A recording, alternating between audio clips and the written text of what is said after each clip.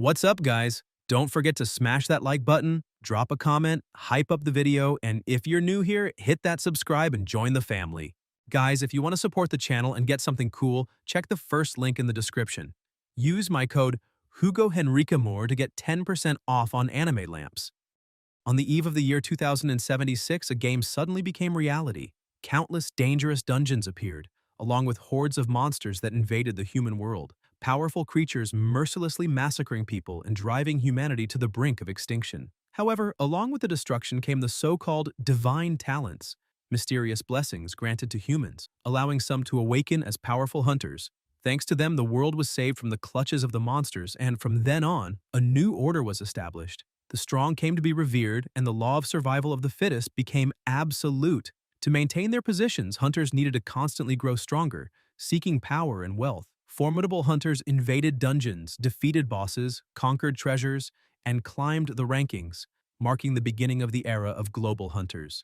Amid the bustling hunter's square, a young man walked disheartened. He sighed, regretting that he could have awakened a rare class but ended up with the most common of all, warrior. On his personal panel it read, Name, Su Yang, Profession, Warrior, Strength, 12, Speed, 10, Spirit, 10. He thought that in the early stages, warriors suffered greatly in close combat and died easily. Even with effort, their power could never compare to other classes, and in that world, being a warrior was practically synonymous with mediocrity. Suddenly, a group approached, and one of them began to mock him, saying he had heard that Yang awakened as the most useless warrior of all, something that suited him perfectly. Yang remained silent, recognizing the face of the provocateur. The purple-haired young man came closer, wrapping an arm around him mockingly and saying that a newly awakened warrior was just an ordinary human with a bit more strength. Since Yang was an orphan with no money or guidance, he wouldn't even be able to join a guild.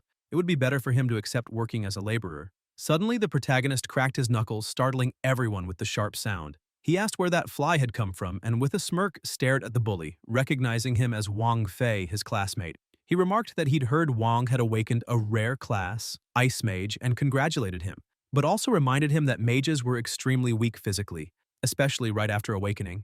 In a provocative tone, he suggested testing that rumor to see if it was true. Enraged, Wang called his friends, shouting that the school's most useless warrior still had the nerve to act arrogant. Just as they were about to fight, someone shouted for them to look. Everyone turned in surprise.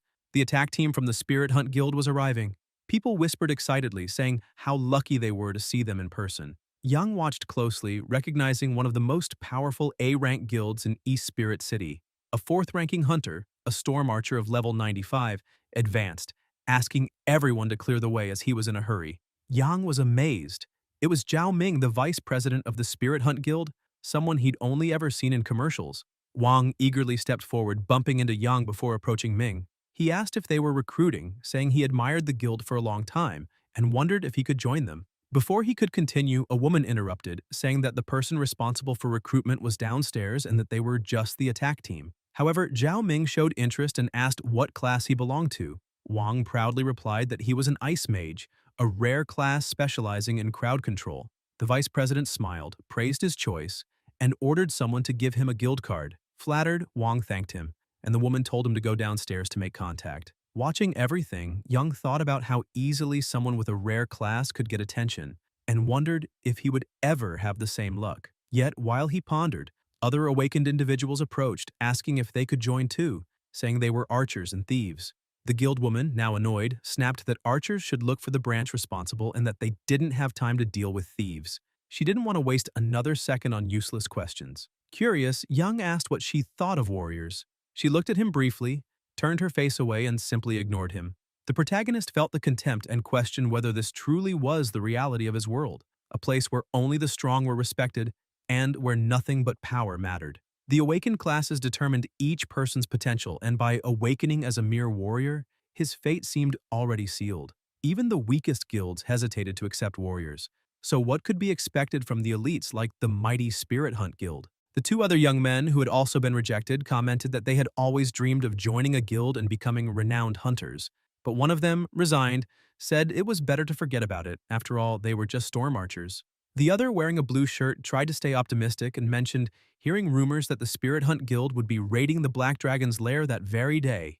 They were probably there to use the teleportation portal leading directly to the dungeon's entrance. Upon hearing that, Yang froze in shock. The Black Dragon's lair was the largest S-rank dungeon in City C, filled with lesser monsters but also elites and absurdly powerful creatures. Though death didn't mean immediate extinction in that world, it caused hunters to lose levels and experience, possibly dropping all the way to level 0, something devastating amid the fierce competition between guilds. Worse yet, losing rare equipment could be an even greater blow.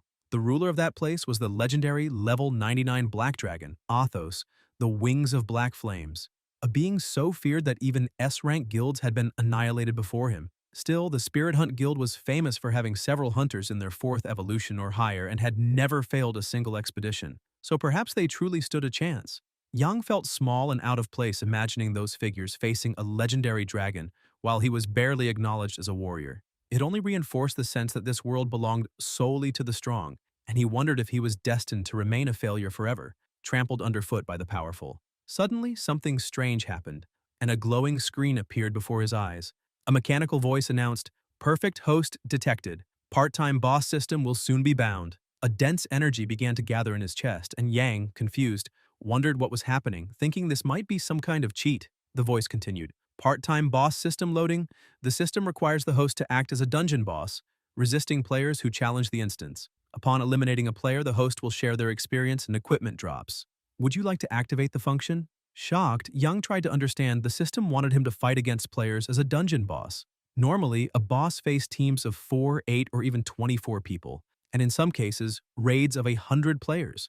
If he could defeat them, he would gain enormous amounts of experience and valuable items, rising from level 1 to transcendent levels in a short time. That meant even the weakest warrior could become incredibly powerful. But one thought worried him. What would happen if he lost? While he was still trying to process everything, the system changed again, displaying a new message. Host did not respond. Unlinking will begin shortly. Countdown initiated. Yang panicked, unable to believe what was happening, wondering if it could truly be real. He prepared to decide, realizing that even taking advantage of an opportunity carried risks. The counter began ticking down rapidly, his heart pounding. Rather than live as a failure, he would risk everything. He didn't want to spend his life being crushed under others' feet. When the counter reached 1 second, he made his decision, taking a deep breath and declaring mentally that this was the only path to become stronger. And if it meant working part-time as a dungeon boss, so be it. The moment he confirmed, the system's energy surged violently, and the mechanical voice announced, "Host has chosen part-time mode, system activated, teleportation in progress." Light enveloped him, and within seconds the ground vanished beneath his feet as he was completely swallowed by the portal. Yang muttered for the system to at least give him a powerful boss if this was for real. When he opened his eyes again, he found himself somewhere entirely different. The air was heavy, the ground cracked and covered in scales and molten rock. Looking around, trying to understand where he was, he whispered that the part-time job had really worked. In front of him, dozens of creatures stared, dragons ranging from level 80 to 95, all kneeling before him. He frowned, thinking they seemed far too small for what he knew about dragons. Then, a deep voice echoed, calling him Noble King and asking if he had awakened from his long slumber. Yang's eyes widened in confusion, his body trembling. King, Dragon King, that could only mean one thing. The system confirmed it with a glowing message congratulating the host for synchronization and stating that the current boss was the level 99 Black Dragon, Athos, the Wings of Black Flames. He froze, wondering if he had really become the Wings of Black Flames himself. Then a data panel appeared before him. Boss status, Black Dragon Athos, Young Stage, level 99, Race Dragon, HP 5 million, Attribute Shadow Strength 3210, Speed 1102, Spirit 1321, Talents, Draconic Lineage, immune to 80% of physical damage and 80% of magical damage. Black Flames of Destruction, innate mastery of fire at an incredibly powerful level, capable of unleashing destructive black flames that deal massive magic damage. Skills, Dragon Explosion, unleashes an extremely powerful detonation, dealing physical damage equal to 300% of strength. Dragon's Roar emits a deafening roar, stunning for 5 seconds all creatures within a 300-meter radius whose spirit is lower than the user's. Dragon's Eye allows viewing of any space within the instance, ignoring line-of-sight restrictions. Yang was stunned. If these were truly the stats of the Wings of Black Flames, then he was an absolute monster. A level 99 player in their 4th evolution could barely reach one of those attributes, yet Athos exceeded all of them, boasting over 3,000 points in strength. The most absurd thing was the talents. Dual 80% immunity to both physical and magical damage, combined with an aura that reduced enemy attributes by 20%. That made him nearly invincible, not to mention the exclusive skills that made him an unstoppable force. An infinite power coursed through his body, every cell vibrating. The sensation was intoxicating. Driven by impulse, he let out a colossal roar, but immediately regretted it. The sound thundered across the lair, shaking the ground as all the dragons before him knelt instantly, suffocated by the overwhelming pressure. One trembling servant begged the king to calm his wrath. Yang looked around and realized that with a single roar, he had brought all his subordinates to their knees. He figured he must have accidentally activated Dragon's Roar, sighed in amazement at his own power, and ordered everyone to rise. Yang thinks that this must be what a real boss's tone sounds like. His humanoid servant starts trembling, saying there's no doubt that His Majesty is truly the king, and that even in his youth he already possesses such immense power that once he reaches maturity, crushing the human world will only be a matter of time. The protagonist is startled when he hears the word youth, and recalls that the information did mention this, but he wonders if dungeon bosses aren't supposed to remain fixed at their levels. However, the wings of black flames might be an exception, and could have truly leveled up. Suddenly, he hears a faint, strained breath beside him and sees an elf waking up. She asks what that cursed dragon is plotting and says that if he has any sense at all, he should release her immediately. Otherwise, the elven race will make sure he pays for it. Yang wonders if the elven race could be composed of NPCs from the instance. He starts toying with the cage and the elf screams, asking what he's doing. The protagonist thinks that since the game became reality, several fantasy races have appeared, but this is the first time he's actually seen elves. Suddenly, both of them feel a powerful aura. Yang wonders if it's a spatial fluctuation and what could be happening. The elf sighs, smiles, and says that a player has finally come to rescue her, calling the dragon her doom. Yang steps closer and keeps staring at her. Startled, the elf asks why he's looking at her like that and thinks it's strange, since that dragon usually ignores insults. Yet today he's reacting differently. Yang concludes that it must be the Spirit Hunt Guild, though he didn't expect them to arrive so quickly. He knows their strategies never fail, which makes him wonder if he's truly going to be defeated. Even as a powerful dragon, he knows they must have prepared carefully before showing up to challenge him. To be sure, he activates the dragon's eye, thinking he should use a skill to investigate first. Then he begins hearing voices telling everyone to stay sharp because their strategy cannot fail today. Finally, he locates them all. Li Dan, level 98, 4th evolution, Master of the Holy Light Shield. Qian Yuan, level 96, 4th evolution, Healing Paladin. Zhao Ming, level 95, 4th evolution, Storm Archer. Lei Shan, level 99, 4th evolution, Master of the Storm of Destruction. Yang realizes this is the Spirit Hunt Guild's main assault team. The group leader says that today they must invade the Black Dragon's lair and defeat him, and that reaching the 5th evolution will only be a matter of time. The team cheers and Yang thinks they're truly confident. One of the members shouts a warning, telling the leader they've detected minor monsters ahead. 8 mid-level flying magic wolves with poison attributes. They're young wyverns, dragon race, levels 80, 89, and 81. The protagonist keeps watching, deciding to test the power of these small creatures first. Lei Shan steps forward, saying they can't waste time with low-level trash, ordering the tanks to hold the line while the others use fire attribute attacks and maximize their damage as quickly as possible. In seconds, they eliminate the first wave of monsters. The leader orders them to maintain formation and keep moving. Meanwhile, Yang observes and concludes that this truly is the Spirit Hunt Guild.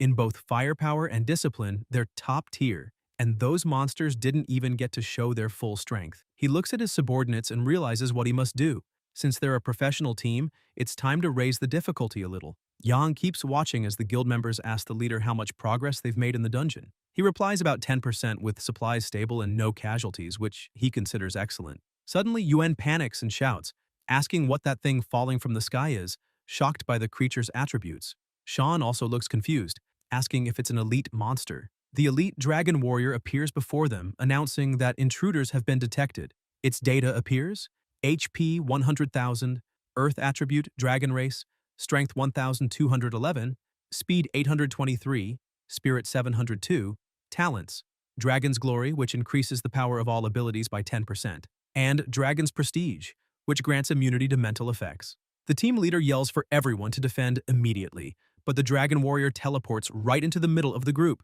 It charges forward with a roar, shouting for them to accept their end, but Dan steps up and raises his shield, declaring that he'll handle it. He activates the Divine Light Shield Barrier, becoming immune to any damage for 10 seconds, with a cooldown of 300 seconds. Ming starts coordinating the team, telling everyone to stay calm and ordering the ranged attackers to fall back while the melee fighters move forward. He commands them to align their buffs and combos and focus their fire. Then he fires a storm arrow, dealing massive wind attribute damage and hitting the dragon squarely. Yang watches closely and concludes that the Dragon Warrior is indeed powerful, but alone poses no real threat to the Spirit Hunt Guild. The elf, still trapped, says that for a moment she thought the dragon was plotting something, but now sees that he just sent underlings to die, calling him pathetic. The protagonist smirks and summons more minions, thinking that if one isn't enough, he just needs to increase the number. Several monsters begin falling in front of the guild, leaving everyone shocked and asking what's going on. Yang thinks that now he'll see how they handle 6 elites at once. The guild panics, saying they're all elite monsters and that 6 is too many. Ming, nervous, tells the leader they've never faced anything like this and asks what to do. Sean comments that the day is definitely strange, but quickly shouts that elite monsters aren't something to fear because the Spirit Hunt Guild doesn't mess around. He declares himself an expert in elites and says they can bring them all on. The battle resumes. The leader issues commands, yelling for everyone to reform their positions and prioritize healing the wounded. The tanks must maintain aggro and avoid facing the group directly. He orders them to protect the healers and for the healers to keep the tanks alive. Yang watches and admits that the group is truly resilient. At first, he thought elite monsters and surprise attacks would make them retreat, but they chose to fight to the end. The elf, impressed, remarks that those players are incredible and mocks the dragon, saying his strategies won't work and he should just accept his fate. The protagonist, however, keeps watching the guild, thinking that even with all that strength, it still isn't enough to defeat him like a true boss. After eliminating the 6 elite monsters, the guild continues moving forward, and Yang wonders if they still have another trick up their sleeve. Suddenly, he notices the group isn't heading toward him but in another direction, as if something important were hidden there. He looks in the same direction they're moving and sees the tomb of the Dragon Slayer, where a skeleton lies inside. Curious, he asks what that is, and the system displays an item called the Dragon Slayer's Heart, along with a mission stating that the item allows its bearer to ignore a dragon's innate talents. Yang begins to grow irritated, his dark aura leaking from his body, frightening his minions, who ask what's happening. The protagonist then understands. It's just like in online game strategies, where an almost invincible boss can be weakened through special mechanics or rare items. If the players manage to use that heart, they'll be able to ignore his talents, meaning there really is a chance they could defeat him. Suddenly, a strong gust of wind starts shaking the elf's cage, and she, surprised, comments that the players haven't even triggered the event yet, so there's no reason for the dragon to leave his lair early. The panicked servants shout that Lord Athos himself will take action, chanting a war cry and declaring that the king will triumph. Yang charges forward determined, thinking that those players already knew about the item and that under no circumstances can he allow the Spirit Hunt Guild to get their hands on it. Meanwhile, the assault group advances cautiously. The leader comments that he didn't expect so many surprises so early in the dungeon, but that everything is still under control for now. Ming warns the guild master that the consumption of supplies and equipment durability are far higher than expected, and wonders if they might have been deceived by the Celestial Mechanism Pavilion. Sean firmly denies it, saying that the Celestial Mechanism Pavilion is a renowned and trustworthy strategy group, and that he personally exchanged this tactic using the Ring of the Universe with them, so it can't be fake. Yuen announces that they're nearing the Black Dragon's lair and asks if there's any chance a new event could trigger the boss. Sean assures them that it's impossible. The Black Dragon has only basic intelligence and won't leave the lair unless attacked. The guild leader declares that the Black Dragon is merely a stepping stone on his path and that after causing so much destruction, he'll finally reclaim everything. Yuen agrees, saying the dragon can belong to the leader, but he's had his eye on the elf for a while. If they complete the secret event of the Elven Maiden, they'll not only earn a pass to the Elven Kingdom, but also gain the Maiden's total obedience. He asks the leader if he knows what he's talking about. Sean replies that once they obtain the Dragon Slayer's heart, victory will be guaranteed, and Yuen will be free to do whatever he wants. Suddenly, they notice a shadow approaching and inform the leader that several scattered monsters are heading their way, winged creatures, seemingly small flying dragons. Sean frowns, saying that flying dragons are guardian monsters and shouldn't be outside the lair. Ming looks closer and shouts that something's wrong. That size isn't that of an ordinary flying dragon. Yuen is also stunned by the creature's massive form until the protagonist lands before them, towering and terrifying, making everyone scream in despair. It's the boss, the Wings of Black Flame. Sean freezes in disbelief, saying that it's impossible, wondering why the boss appeared so early. Ming becomes furious, shouting that the Celestial Mechanism Pavilion really tricked them. Yuan panics, asking what they should do now and whether they'll really have to fight, since without the Dragon Slayer's heart, there's no way to win. He insists they should retreat immediately, but the guild leader stays silent. Yang watches them with disdain, thinking how terrified they look at the idea of fighting without the Dragon Slayer's heart. So this is the so-called Mighty Spirit Hunt Guild? Maybe that's better. All he needs to do is wipe them out to level up. Yang prepares to attack, and the group comments that he's about to unleash his skills, but suddenly a lightning bolt strikes his head, dealing 2,999 damage, which barely dents his health bar. Sean starts releasing his own power, declaring that no one is allowed to retreat and that everyone must return to their positions. He asks if there's really anything the guild can't face, reminding them that they're not weak and that a mere beast is no reason to fear. Determined, he faces the dragon head-on and orders an all-out assault, promising generous rewards in gold, gear, and women to those who fight with everything they've got. His words ignite the group's spirits. They shout with excitement, saying they'll slay the dragon, grab the loot, and take the elves afterward, moving into position and preparing to strike. The protagonist closes his eyes, thinking those words only made them more confident, and that means he'll just have to kill them one by one. Sean gathers his energy and shouts for everyone to unleash maximum damage, attacking with full force. He orders Dan to activate the strongest defense barrier and hold aggro, while the healers focus on regenerating mana to sustain protection. Yuan must keep the Holy Light active, and the support classes must cast all single-target buffs on him and on Ming to maximize damage. According to the plan, they're close to the Dragon Slayer's tomb, and if they stick to the strategy, victory is certain. But before they can continue, the protagonist's tail sweeps through them, exploding between the group and sending everyone flying. The healer shouts for the team to regroup as quickly as possible, but the force of the blast keeps them apart. The protagonist warns that he won't give them a chance to prepare, and amid the smoke, a bright light begins to emerge, revealing Yang launching his abilities. The system announces that the triple sacred barrier has been activated, creating a powerful defense that will protect the shield bearer and his allies for about 3 minutes. The leader shouts that he didn't notice the dragon's attack and orders all survivors to take cover inside the barrier. The saint, with a faint smile, explains that the black dragon can use its tail strike only once and that the remaining attacks are area-based, instructing the group to stay close together to reduce damage and endure the assault. The system then reports a divine blessing that increases the power of holy light abilities by 30% for him and his allies. While defending, the leader thinks he hadn't expected to dodge so many attacks and commands the survivors to counterattack. The archer then asks everyone to channel their buffs into her and the guild leader. Yang thinks that was just a simple strike, something exclusive to his current form, and decides to keep his defense active just in case. Furious, Sean orders the second wave. Everyone attacks at once, and the resulting explosion is so powerful it can be seen from miles away. The leader yells for everyone to prepare for the next phase, saying they need to take at least 5% of the boss's health. But as the dust settles, he's horrified to see that all their combined attacks only dealt 10,000 damage. Yang watches with satisfaction, realizing they're poorly equipped and incapable of breaking through his defense. Ming tries to warn the leader, saying the dragon's damage reduction talent is insane, and they'll never inflict real injuries. Even so, Sean insists they stay focused, saying that as long as the dragon's health doesn't drop below 75%, it won't use any devastating skills. So everyone keeps attacking with hope, while Yang finds the whole thing irritating, like being bitten by a swarm of mosquitoes.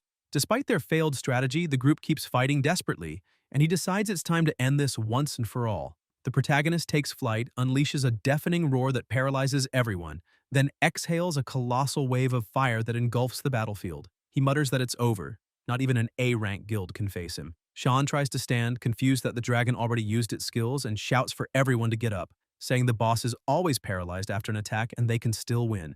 But when he looks back, he sees all his comrades already lying on the ground, completely annihilated. As he turns toward the dungeon boss, Sean realizes the dragon is still moving and screams in terror, demanding to know why that damned beast isn't paralyzed after using its ability. The protagonist exhales a blast of black flame, striking the leader head-on, who screams that it's not over yet. However, the system appears, announcing that all intruders have been completely eliminated and congratulating the player, informing that experience conversion is now in progress. Yang feels a strange energy flowing through his body and wonders if this is the experience being absorbed. The system begins recording. You have eliminated Thunderbreaker Sean, level 99, gaining 198,763 experience points. You have eliminated Storm Archer Ming, level 95, gaining 186,123 experience points. You have eliminated Healing Paladin Yuan, level 94, gaining 171,633 experience points.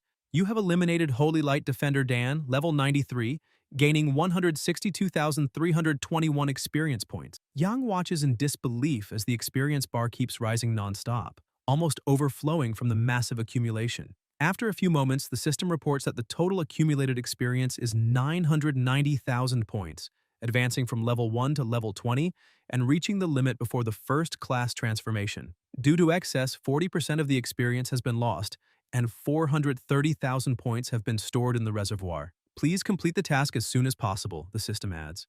On his personal panel, his stats update. Name, Su Yang, class, warrior, untransformed. Level, 20, ascending experience, 430,000. Strength, 12. Speed, 10. Spirit, 10. Unallocated attribute points, 200. Yang is stunned to see he still has ascending experience, meaning he can continue leveling rapidly once he changes class.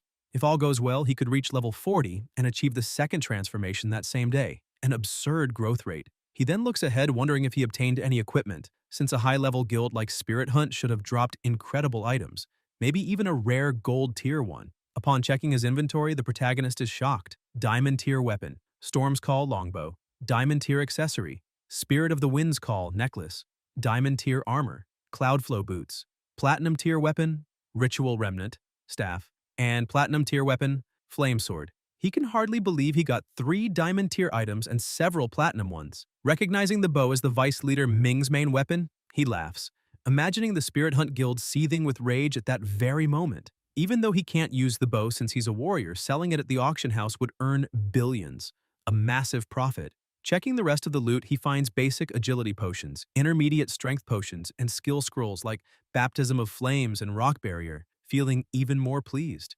Smiling, he remarks that this is almost too good to be true, but the surprises continue. He finds a broken Limitless Gem, a special item that, when applied to equipment, completely removes level restrictions. Shocked, he shouts that it's insane. Using this gem, even a level 1 novice could equip a platinum tier weapon that normally requires level 61. The system displays the description, Flame Sword, platinum tier, a weapon of the flame giant. Its blade has claimed countless lives. The surrounding flames are as hot as lava, ready to devour any enemy before it. Restriction, level 79. Attributes, strength 320, spirit 150. Yang grips the sword tightly, saying that among all the platinum tier equipment, this one suits his warrior class best.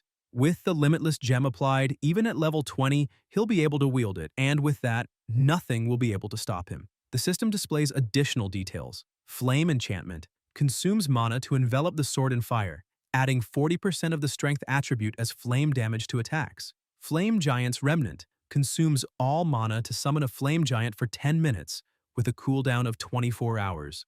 Soon after, another message appears, warning that the dual mission's timer is about to end, with a 5-minute countdown before distance reset. He can also choose to return immediately. Without hesitation, he decides to leave, eager to return and change his class. When he confirms his choice, the teleportation begins, and suddenly he reappears at home, surprised to find himself back in his own room since he expected to appear in the class change plaza. However, he quickly realizes how realistic the system is. He truly reached level 20, and none of it was a dream. He opens the system menu, saying it's time to allocate his points, deciding to put 100 into strength and 50 into spirit. Normally, warriors don't invest in spirit, but since he's bound to the system, he can't follow the standard path. Some of the scrolls he obtained require a minimum spirit stat to use, which could become a huge advantage later. After distributing the points, he suddenly feels something strange and wonders if this caused an aura burst, since he assigned them all at once, drastically increasing his power. When the surge settles, he notices he nearly destroyed his entire room and thinks that maybe next time he should hold back a little. Looking at the clock, he sees it's already late and decides to leave the class change for tomorrow, choosing to rest for the night. The next day at the Spirit Hunt Guild headquarters, people ask the leader why they returned so soon and whether they completed the dungeon. The woman from before freezes when she sees that her master's level has dropped, which can only mean the team was wiped out. She asks how it happened and whether they followed the strategy purchased from the Celestial Mechanism Pavilion. Sean, who had been level 99 but dropped to 90, replies irritably that he doesn't want to hear that cursed name again, saying they were deceived. He curses the so-called strategy, shouting that he traded his ring of the universe for that worthless garbage and made a fool of himself. The woman, still in shock, notices the vice leader lying on a stretcher, now level 86, and screams in disbelief, asking what happened. Sean explains that his main weapon, a diamond tier item, exploded, leaving him badly injured and unconscious. Yuen, in tears, says he lost his diamond tier boots and didn't even manage to get the palace. The leader grows angrier by the second, seeing everyone devastated, and says that even an S-rank guild like the Celestial Mechanism Pavilion dared to sell a fake strategy. Enraged, he vows to confront them immediately, swearing he won't rest until he gets an explanation. Meanwhile, at Nanshan Orphanage, a child calls for the old man to come see something amazing. The elder walks over to a delivery man and asks if he's sure the delivery is correct. The worker confirms, saying the address is Nanshan Orphanage and the recipient's name is Su Yang. Surprised, the old man wonders how little Yang could possibly afford something like this. A cheerful girl runs around excitedly, and the old man tells her to be careful, but Xiao Tao keeps smiling and running everywhere, too excited to stop. One of the delivery men stumbles, and some boxes start falling, leaving the girl frozen in fear, but the protagonist appears just in time, catching them all with one hand and saving her. He smiles and says, "It's been a long time." Shocked, she screams that her big brother is back, and soon all the children at the orphanage run toward him, thrilled to see him after so long. Yang comments that seeing everyone so happy puts his heart at ease. The old man walks over smiling and says, "It seems he's become very strong," asking if he's already chosen a profession. The protagonist laughs and replies that he has. He changed classes yesterday and luckily made quite a bit of money. He recalls selling several items from the Spirit Hunt Guild with money flowing in non-stop. His bank balance now sits at 60 million. Still worried, the old man asks if he joined a dungeon raid group and tells him to be careful, reminding him that monsters are dangerous.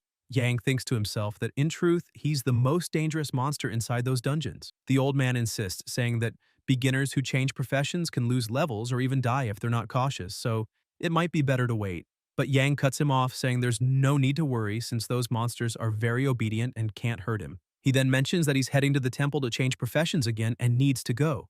The old man looks confused, not understanding how monsters could be obedient, or how Yang could change professions again when he just awakened. At the class change hall, rumors have already spread. People whisper that the Spirit Hunt Guild was completely annihilated yesterday during their battle with the Black Dragon boss, and that even the Celestial Mechanism Pavilion's branch is now in trouble. They say something went wrong at the dungeon's conclusion, and that the Spirit Hunters went to the pavilion demanding answers. Another awakened player comments that he never imagined such a reliable raid group like the Celestial Mechanism Pavilion would make such a mistake. Yang walks in silence, thinking about how quickly news of the Spirit Hunt Guild's downfall spread and how the Celestial Mechanism Pavilion is being blamed, since they only faced the Black Dragon because of the purchased strategy. The pavilion, known for having many 5th-class experts, will certainly come to investigate what happened, and they might become his next enemies. He smiles, imagining that group must possess many valuable items, but first he has to make sure he can defeat them easily. Suddenly, Wang appears, shouting at him,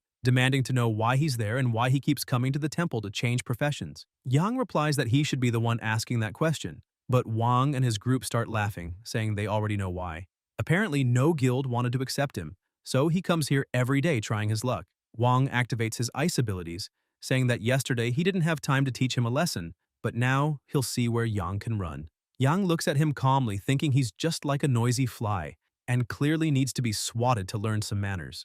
Wang keeps bragging, saying that yesterday he let Yang go only because of guild business, but now he's joined a guild, distributed his attributes, learned new skills, and guarantees that this time he'll definitely win. However, before he can even finish his sentence, he's interrupted by a devastating punch to the face.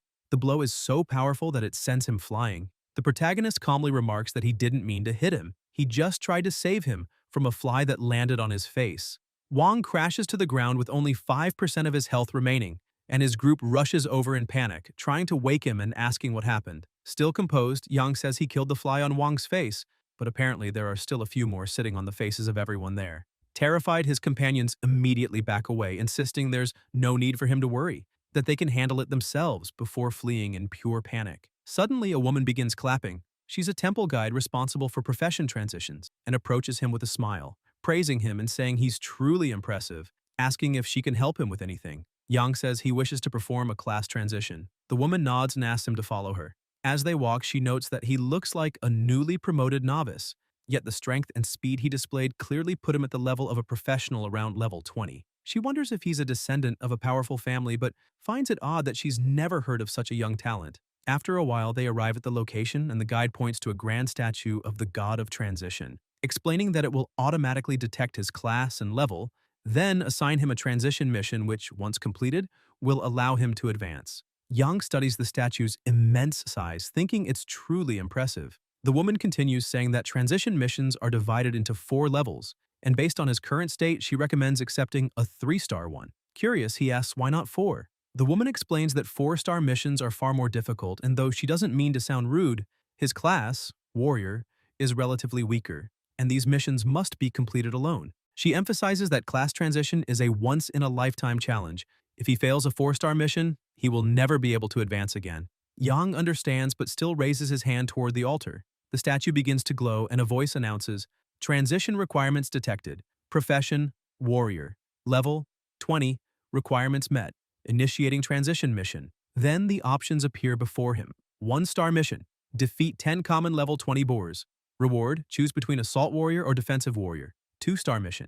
Defeat 20 common level 20 furious monkeys. Reward, choose between assault warrior or defensive warrior and receive a first-class common grade warrior skill book. 3-star mission. Defeat 30 common level 20 vanguard goblins. Reward, choose between assault warrior or defensive warrior and receive a first-class high-grade warrior skill book. 4-star mission. Defeat 50 common level 20 wild hounds and 20 elite level 20 bloodthirsty hounds. Reward, choose between assault warrior, defensive warrior, or bloodthirsty warlord and receive a first-class high-grade warrior skill book. But then something unexpected happens. A new option appears before him. A 5-star transition mission. Confused, the protagonist asks if it's real, if a 5-star mission actually exists. A description appears before his eyes. Location, Cold Moon Forest, 5-star transition mission. Objective, defeat 100 common level, 20 gray wolves, 10 elite level 20 wild wolves, and 1 level 20 gray wolf boss. Rewards, unlock the special transition path. Magic Warrior, gain 100 additional spirit points and obtain an epic grade first-class Magic Warrior skill. Note, transition missions cannot be completed in teams or using gifted or traded equipment. Completing a 5-star mission grants the player certain temple privileges. Still confused, Young asks the guide why she said the missions only went up to 4 stars and why there's a 5th one, also wanting to know what those privileges are. The woman looks surprised but then smiles, saying that 5-star missions do exist, but their difficulty is so extreme that no one in the entire Hua Kingdom has accepted one in years. As for the privileges, only the temple's high priest knows what they are. She apologizes, explaining that the lack of information about this type of mission was a mistake. Then she adds that since the beginning of the era of transitions, the power cap of each nation has been determined by its transistors, and to prevent promising talents from being stuck at level 20 due to poor choices, both the temple and the government decided to make higher-level paths more accessible. Yang nods, saying he understands, though he thinks the 5-star mission is truly insane. Besides the number of monsters, he'll also have to defeat a boss alone, without any help or external equipment. He knows that if he fails, he'll be stuck forever in his first class. Even so, that bonus of 100 spirit points and the chance to become a magic warrior are far too tempting, not to mention the mysterious temple privilege. The woman, noticing his hesitation, tries to advise him, saying that while the 4-star mission may seem tempting, the 3-star one suits his profession much better and is much safer. Young smiles and thanks her for the advice, saying it was very helpful. She seems pleased, remarking that he's polite and that it's their duty to guide candidates properly. But suddenly she feels something strange. The system announces that the protagonist has accepted the 5-star transition mission. 5-star transition mission accepted. Duration, 72 hours. Location, Cold Moon Forest. A massive surge of energy bursts from Yang, illuminating the entire temple. Shocked, the woman asks why he accepted it, and he replies with a grin that, after a quick analysis, he found this mission the most suitable for him. She tries to argue, warning him about the danger, but he walks past her, cutting her off and saying, "There's no need to worry, he'll be back soon after completing the mission. And besides, he's curious to find out what those temple privileges really are." The guide trembles, speechless, whispering that someone actually dared to accept a 5-star mission, and that they need to notify the high priest immediately. Meanwhile, in East Spirit City, a message appears on the teleportation portal. Due to an energy fluctuation, portal activation will be slightly delayed. Please wait patiently. Yang reads the notice, a bit surprised, then smiles, saying there's no rush. After all, this extra time will be perfect for calmly planning his journey through the Cold Moon Forest. Suddenly, a refined woman walks by, complaining that small cities are always a hassle, Even teleportation matrices experience delays. She tells Xiao Qian to stay close and not wander off. The woman is Zhu Yan, a member of the B-rank guild Phantom Cloud, and the girl beside her is Gu Xiao Qian, Yang's classmate. Qian says she's fine, but when she glances to the side, her eyes widen, and she asks if the young man standing in line is Su Yang. Xu Yan immediately pulls her closer and asks if she knows him. Qian explains that he's her classmate and, like her, only changed professions yesterday. Xu Yan frowns, finding it strange, and comments that this portal leads directly to the Cold Moon Forest, an area full of monsters above level 20. What would a novice be doing going there? Just then, a voice announces that the teleportation portal has resumed normal operation and asks everyone to proceed in order. Worried, Qian wonders if Yang entered by mistake and, fearing something might happen, tries to warn him, but Xu Yan stops her, saying it's too late. He's already gone. Qian panics, calling out to him, but the portal closes before her eyes. Moments later, in the Cold Moon Forest, a region with a recommended level between 20 and 30, Su Yang materializes among the trees, surveying his surroundings and confirming that he's indeed in the right place. He notices there's no one nearby. It seems all the hunters have already scattered to start their hunt. Just as he's about to do the same, he's ambushed by a wolf from the side but dodges easily. Looking at his attacker, he recognizes it as a common, level 19 gray wolf, exactly the kind of creature mentioned in his mission. Yang thinks he didn't expect to find them so soon but gets ready for battle. He knows that relying solely on himself without using items or traded equipment would make the fight tough. However, the sword in his hands is a platinum-tier flame sword, and with a single strike, he cuts the monster down. Glancing at the blade, he comments that this drop had been expensive. Normally, at his level, he wouldn't even be able to use it, but thanks to a special gem obtained from the spirit hunters, he can equip high-tier weapons. During the refinement process, he broke several valuable gems, sold useless items, and made about 1 billion. Now, only 60 million remain. He laughs to himself, saying that if he sells that bow, the cost won't matter. Maybe Ming will buy it, which would make him a first-class fool. While reflecting, more wolves appear and charge at him. Even though they can't break through his shield, they keep attacking relentlessly. Yang sighs, amused by how stupid low-level monsters can be, not giving up even after taking such a beating. He then uses a silver-tier disposable scroll, Energized Barrier, whose effect creates a shield around the user capable of absorbing up to 50,000 points of damage. With the protection active, he advances and destroys all nearby enemies with ease, his sword slicing through the air wreathed in flames. When it's over, he gathers a few stones and observes the remains of the monsters, remarking that so far he's defeated every wolf that's come at him. But the annoying part is having to deal with them one by one. Checking his mission progress, he sees the update. Grey Wolf level 20, common, 15 100ths. He tosses the stones into the air, saying it's better if all the monsters come to him. The stones, dropped by a low-level boss, have the effect of attracting both common and elite monsters within a wide area. 5 minutes later, countless wolves surround him, and he comments with satisfaction that they've all finally arrived, praising the item's effect. Preparing for battle, he says that now all he needs to do is finish them off at once. He then takes out a special-level disposable skill scroll called Baptism of Flame, a level 70 technique that deals area of effect fire damage to all nearby enemies. He also drinks an intermediate mental potion, which increases spirit by 150 points for 2 hours.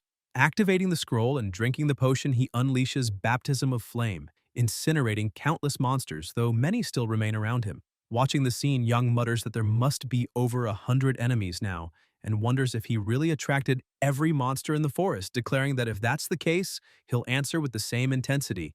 In another part of the forest, a group of people was walking when one of them commented that something felt strange because that area was usually full of monsters, yet they had already walked 2 kilometers without finding any. Another young man said that not long ago he had encountered a monster, but it didn't even attack him, sigh.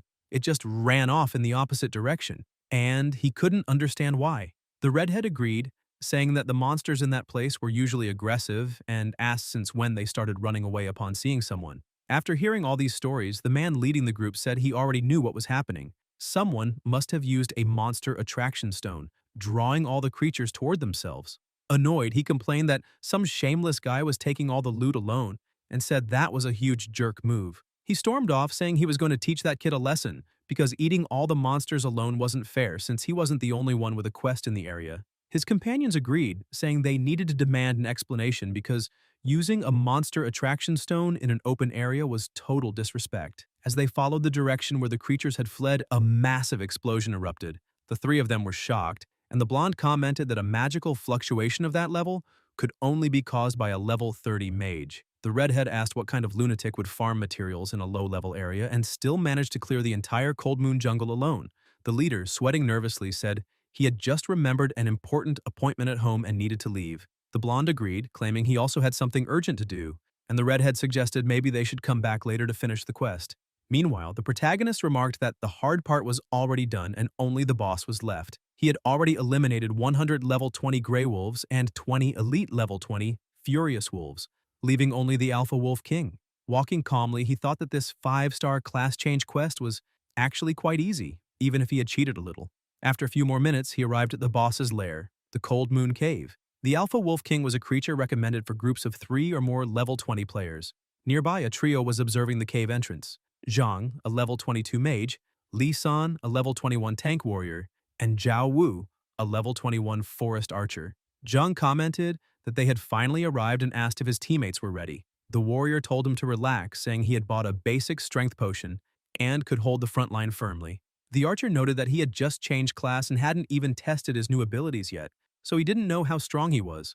Zhang explained that the Alpha Wolf King should drop the Alpha Crystal Core, an item needed to forge his silver staff which would serve him until level 40. He ordered Li San to hold the aggro while he and Zhao Wu attacked from behind, entering as soon as the tank gave the signal. The archer asked them to wait because someone was approaching. The warrior asked if that guy had come to steal their loot, but the mage replied that he just looked like a lost student. The warrior suggested warning the kid about the danger, but Zhang slapped him on the head and asked if he was an idiot, explaining that the kid was walking straight into being their bait. Once he took the boss's first blast, they would swoop in and claim the reward effortlessly.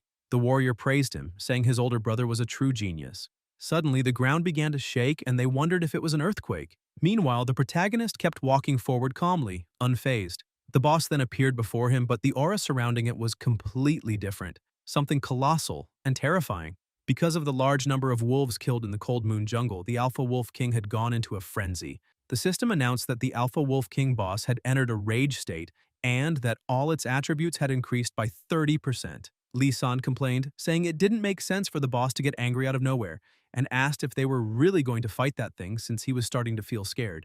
Zhang, however, stood up and began walking toward the boss, saying he didn't care because if they ran away now, all their waiting time would be wasted. He said that if they missed this chance, they might never defeat that boss again. So, as soon as that kid died, Li San should immediately take the front line. In the middle of his speech, a deafening sound echoed, cutting him off. The protagonist had struck a single blow and instantly defeated the boss. The system announced that the Alpha Wolf King had been defeated and that he gained 30,000 experience points.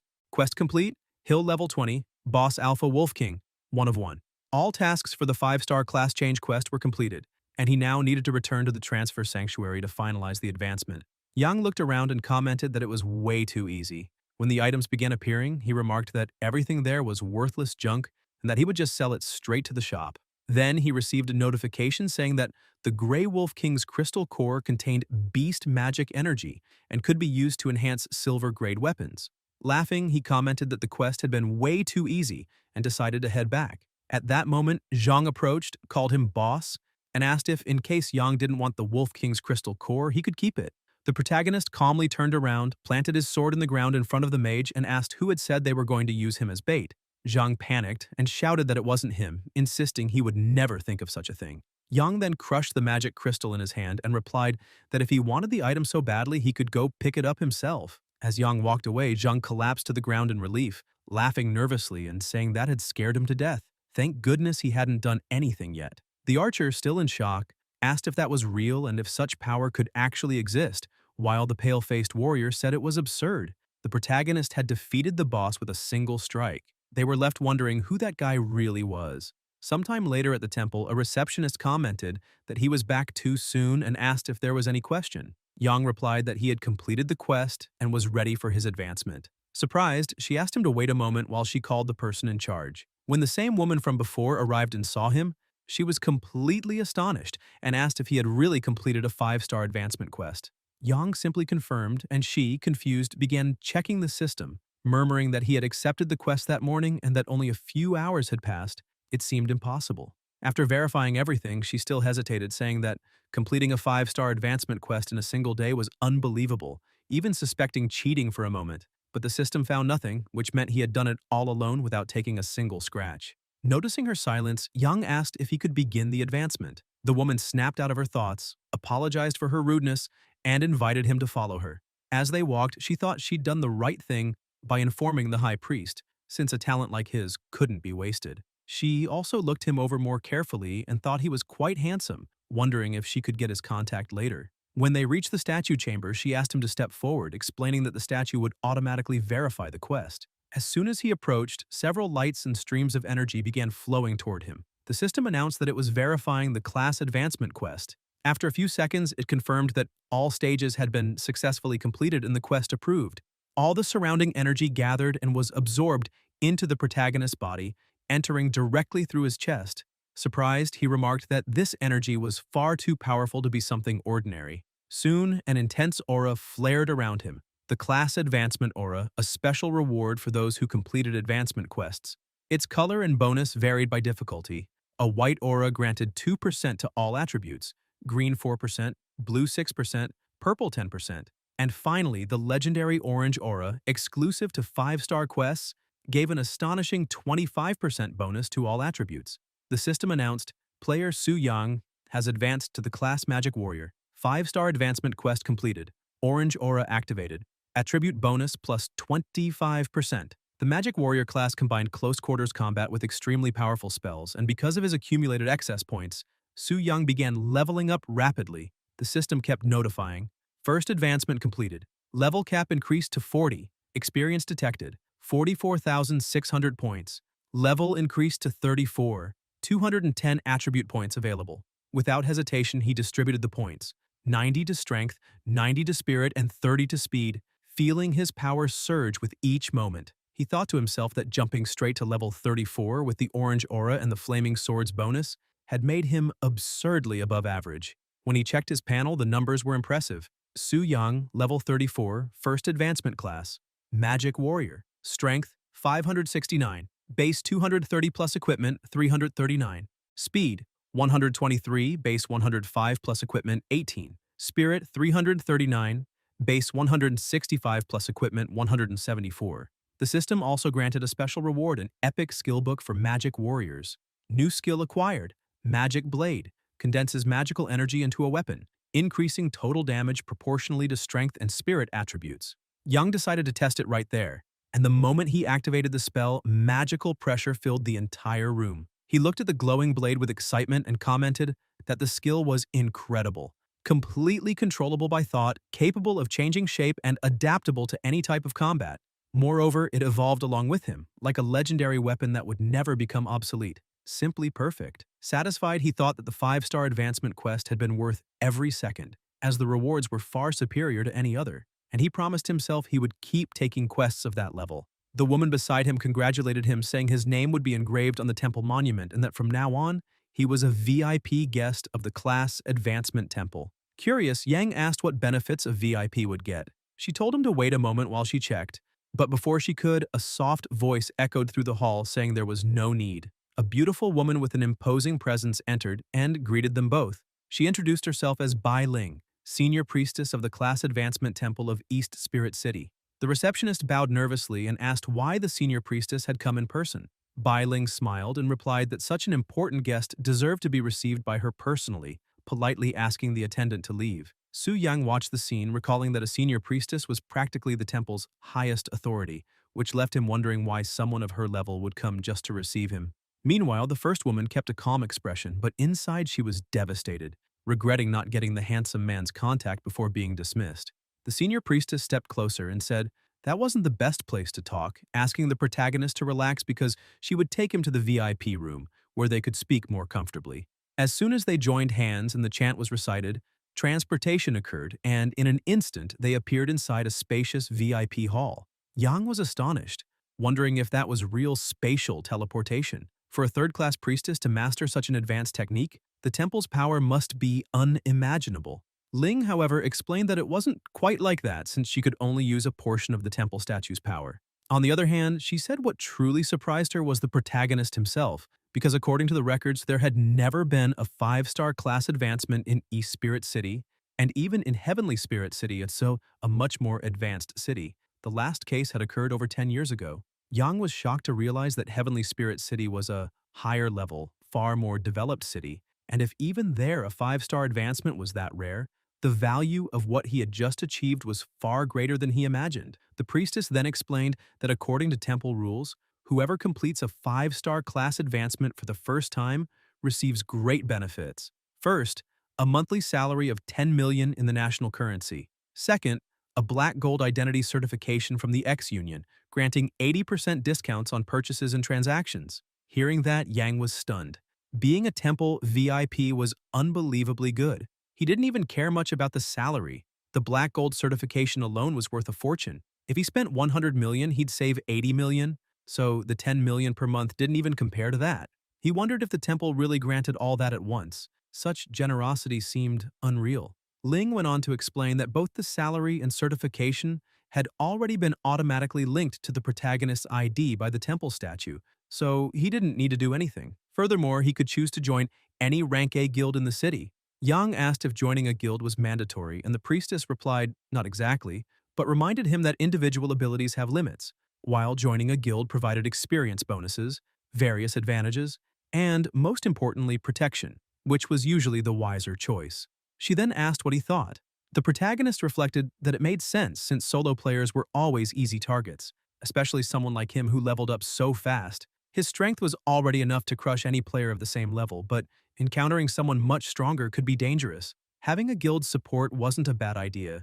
In truth, his goal went far beyond that city. Joining a guild would just be the first step, as what he truly wanted was to use it as a springboard to build his own power and one day become a king who ruled the entire region. After thinking for a moment, he asked which guilds were available. Ling replied that there were currently 2 rank A guilds in East Spirit City, and considering several factors, she believed the best choice for him would be the Spirit Hunters Guild. Hearing that, Yang realized it was the very same guild he had just destroyed and asked if there wasn't another option. The priestess then mentioned the Phantom Cloud Guild, rivals of the Spirit Hunters, which also had considerable strength, though it was much more discreet.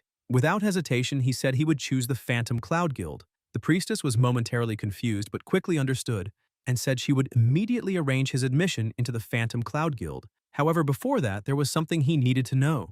The Phantom Cloud Guild was composed entirely of women.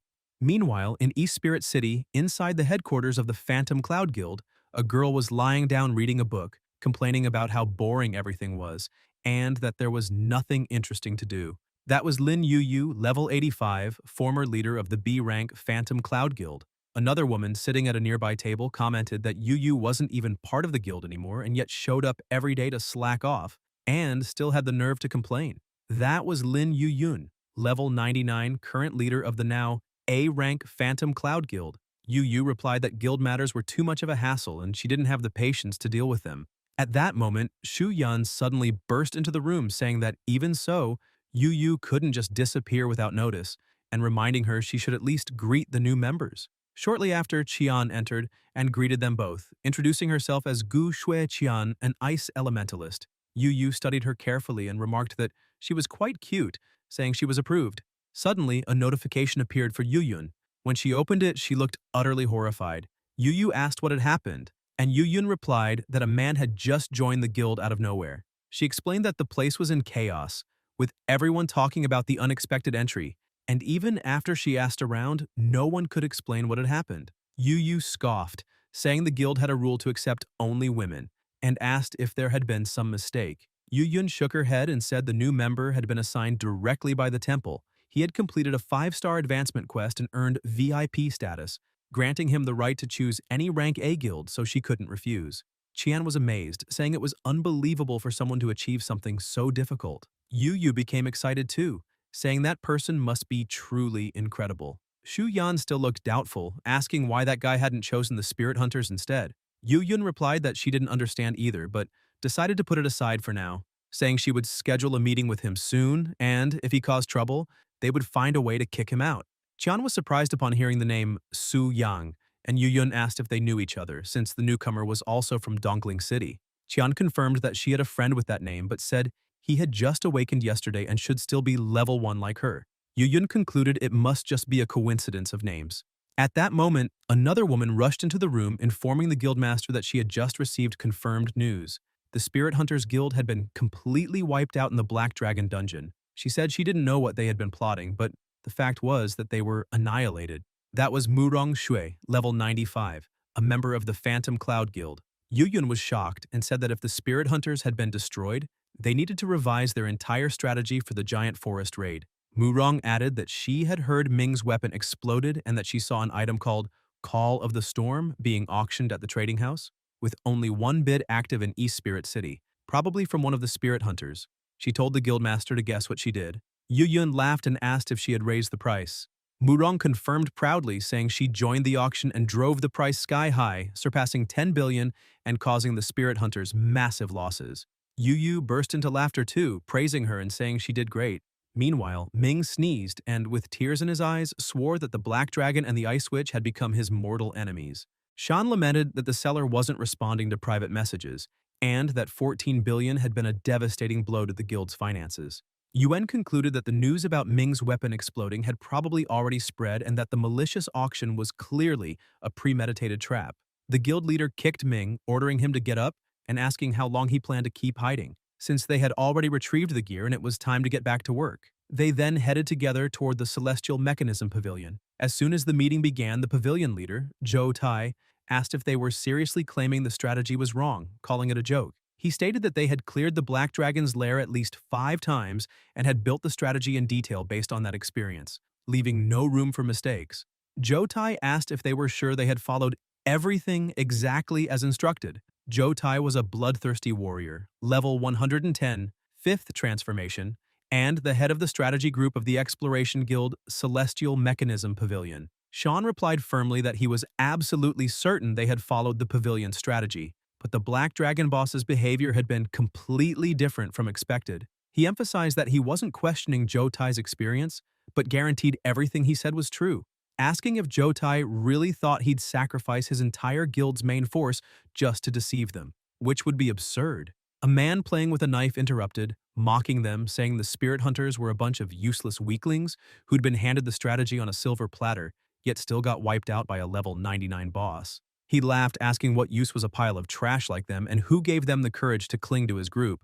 That man was Lu Ci, a shadow assassin, level 103, 5th transformation. Sean tried to remain respectful and asked him to mind his words, but Lu Ci kept provoking, saying that if they were weak, they should just train harder, and if they couldn't handle losing, they shouldn't be playing. Zhou Tai then scolded him harshly, ordering him to shut up, reminding everyone that the Celestial Mechanism Pavilion Guild had always valued integrity and never sold false information. He declared that he would personally organize a new expedition into the Black Dragon's lair, and if the strategy truly had flaws, the pavilion would fully compensate the Spirit Hunter's losses. However, if the strategy proved correct, it would mean Sean made a mistake, and then the problem would be entirely his. Zhou Tai asked if those terms were acceptable. Sean thanked him and agreed. Zhou Tai concluded by saying that the next day, the 4 of them would take Sean to investigate the dungeon and asked if anyone had objections. Zhang Kexin, a holy healer of the 5th transformation, level 108, said there was no problem. Zhuang Zhen, a barrier master of the 5th transformation, level 104, also agreed. Liu Ci merely muttered that it was fine. Suddenly, a murderous aura filled the room and a black mist spread out. The Spirit Hunters members stood up, ready to fight, and their leader demanded to know who that man was. Zhou Tai, however, remained calm and told them not to panic, saying that it was Lord Chen Lun. The Spirit Hunters' leader was stunned and asked if he was one of the big names from headquarters. Chen Lun, a necromancer of the 5th transformation, level 115, from the Celestial Mechanism Pavilion, looked at Zhou Tai and asked if he had forgotten to inform him whenever planning an expedition into the Black Dragon's lair. Zhou Tai immediately bowed and apologized, explaining that it was only a reconnaissance mission and they hadn't meant to bother him. Chen Lun said it was fine, told him not to explain, and announced that he would join them the next day. Then he began acting strangely, his eyes empty and his smile twisted, muttering that souls were delicious, that with every harvest his treasure grew stronger, and that even killing thousands of times would never be enough. He then raised his hand, chuckling softly, and said for his dear Black Dragon to wait for him, so that once again it could be reaped. Zhou Tai thought to himself that he really couldn't stand that creepy old man, while Shan felt a bit of relief. With 5 5th transformation professionals and even a specialist from the Celestial Mechanism Pavilion headquarters, A team of that caliber could crush a fourth-ranked dungeon with ease. They were practically guaranteed to succeed. In fact, if they managed to slay the Black Dragon, that would be great. But if they were wiped out by it, that would be even better. Whether the strategy was legitimate or not, that arrogant team of tacticians needed to pay a heavy price. What he truly wanted was for them to die together with the Black Dragon. Later that night, lying in his room, the protagonist browsed through the guild chat and couldn't help but laugh. It really lived up to being an all-female guild, as the channel never stopped updating, and most of the messages were about him. Thankfully, he had muted it quickly, otherwise he would have died of boredom already. Suddenly, he received a notification informing him that a new bid had been placed on the diamond-grade weapon, Call of the Storm, which he had listed at the auction house. Curious to see who was bidding, he opened the history and was surprised to find 2 players had been competing for more than 10 pages. The latest bid was from Noble Elf, at 14 billion and 30 million. The system warned that the value exceeded the maximum average price by 40% and asked if he wished to confirm the sale. Without hesitation, he clicked yes and silently thanked the unknown Ice Witch for helping drive the price up. Moments later, he received confirmation that the transaction had been completed successfully. Because he was a distinguished member of the X-Union Black Gold, all transaction fees were waived, and he even received a 5% bonus on the final amount. His balance was updated to 15,515 million, and he was astonished to realize that the tax exemption plus the bonus meant an extra 10% profit. He had just earned over $1 billion more. The feeling was exhilarating, exactly the kind of privilege a distinguished member deserved. Closing his eyes, he muttered that he'd take a short rest, already looking forward to his next part-time shift the next day. That feeling of crushing the weak was addictive, and after tasting that pleasure, who would ever want to go back to grinding monsters the old way? At 7 in the morning, the alarm went off, and with it came a new notification saying that the cooldown for his part-time job had ended. A group was now challenging the dungeon, 5 members from an exploration team and 1 from a ranked guild, the Lingen. The system asked if he wanted to establish connection. As he stood up, he saw it was the famous exploration team known as the Dungeon Slayers, who had already conquered several dungeons and created strategies for each one. The guild included many 5th transformation professionals above level 100, so this sudden visit was likely related to the Spirit Hunters massacre. Yang smiled confidently, thinking that if they brought only 6 people, they must be overly confident in their abilities, which meant he wouldn't go easy on them. He confirmed the connection, and the system announced that it was successful. Transforming into the Black Dragon, he thought it was time to start his second part-time shift. As soon as the transformation was complete, he reflected that the subordinate monsters that had died earlier had also respawned, but nothing particularly strange occurred.